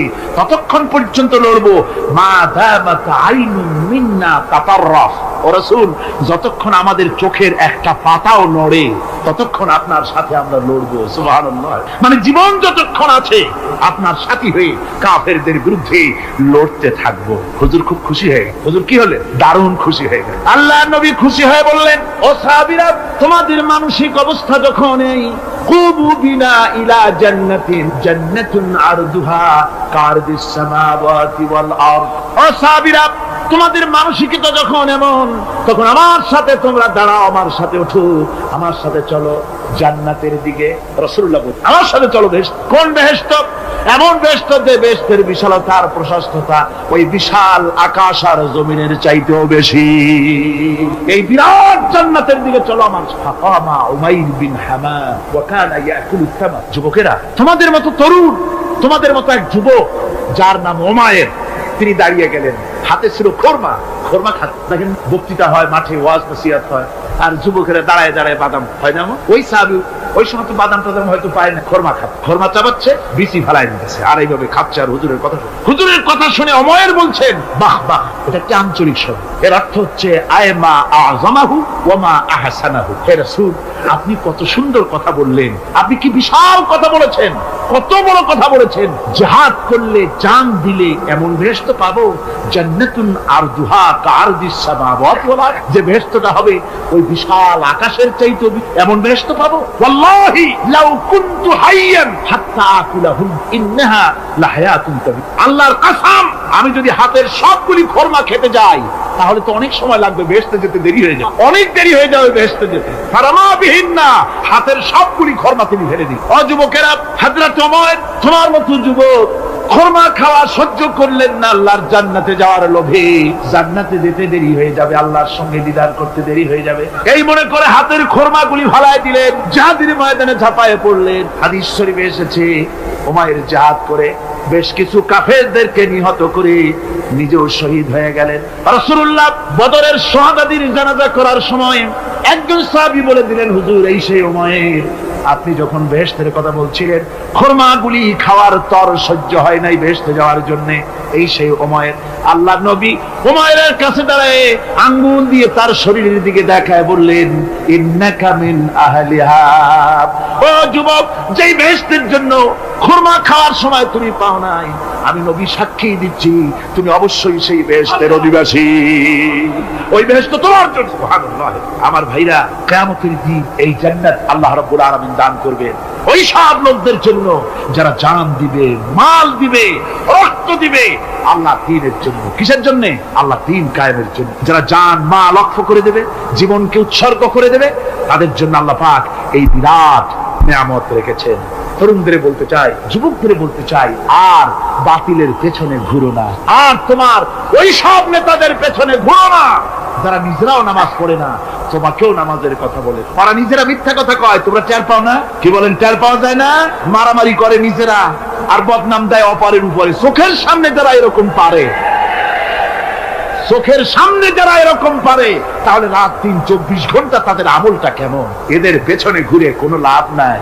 কোনো লাভ আছে? হ্যাঁ, একটা লাভ আছে। সেই লাভটা হচ্ছে টাটকা কিছু সুখ পেতে পারো, কিছু মদের টাকা, কিছু হোটেলের টাকা, কিছু পরের মেয়ে নিয়ে ঘোরার টাকা, কিছু ভ্রমণের টাকা, কিছু অস্ত্রপাতি, ত্রাস সৃষ্টি করা। আর ত্রাস সৃষ্টি করবা, কয়টা অস্ত্রের মালিক হইছো? যুবক, তরুণ, বিপদগামী তরুণদের বলবো, সরকার অননুমোদিত অস্ত্র যাদের কাছে আছে, শুনে রাখ, এই অস্ত্র কাউকে ক্ষমা করে, এই অস্ত্র কাউকে ক্ষমা করে না। সাপ পোষার মতো, যে সাপ তুমি দুধ কলা দিয়ে পোষো, ওই সাপ তোমাকে আবার দংশন করবে। ওঝা মরে না? মরে না? সাপ খেলা যারা দেখায় তারা মরে কিনা?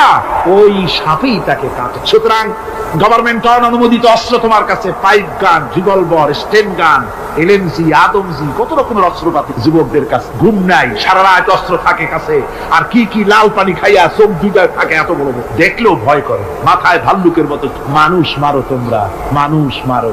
আহা, যারে মারলা একটুখানি হিউম্যান বিবেক দিয়ে চিন্তা করো।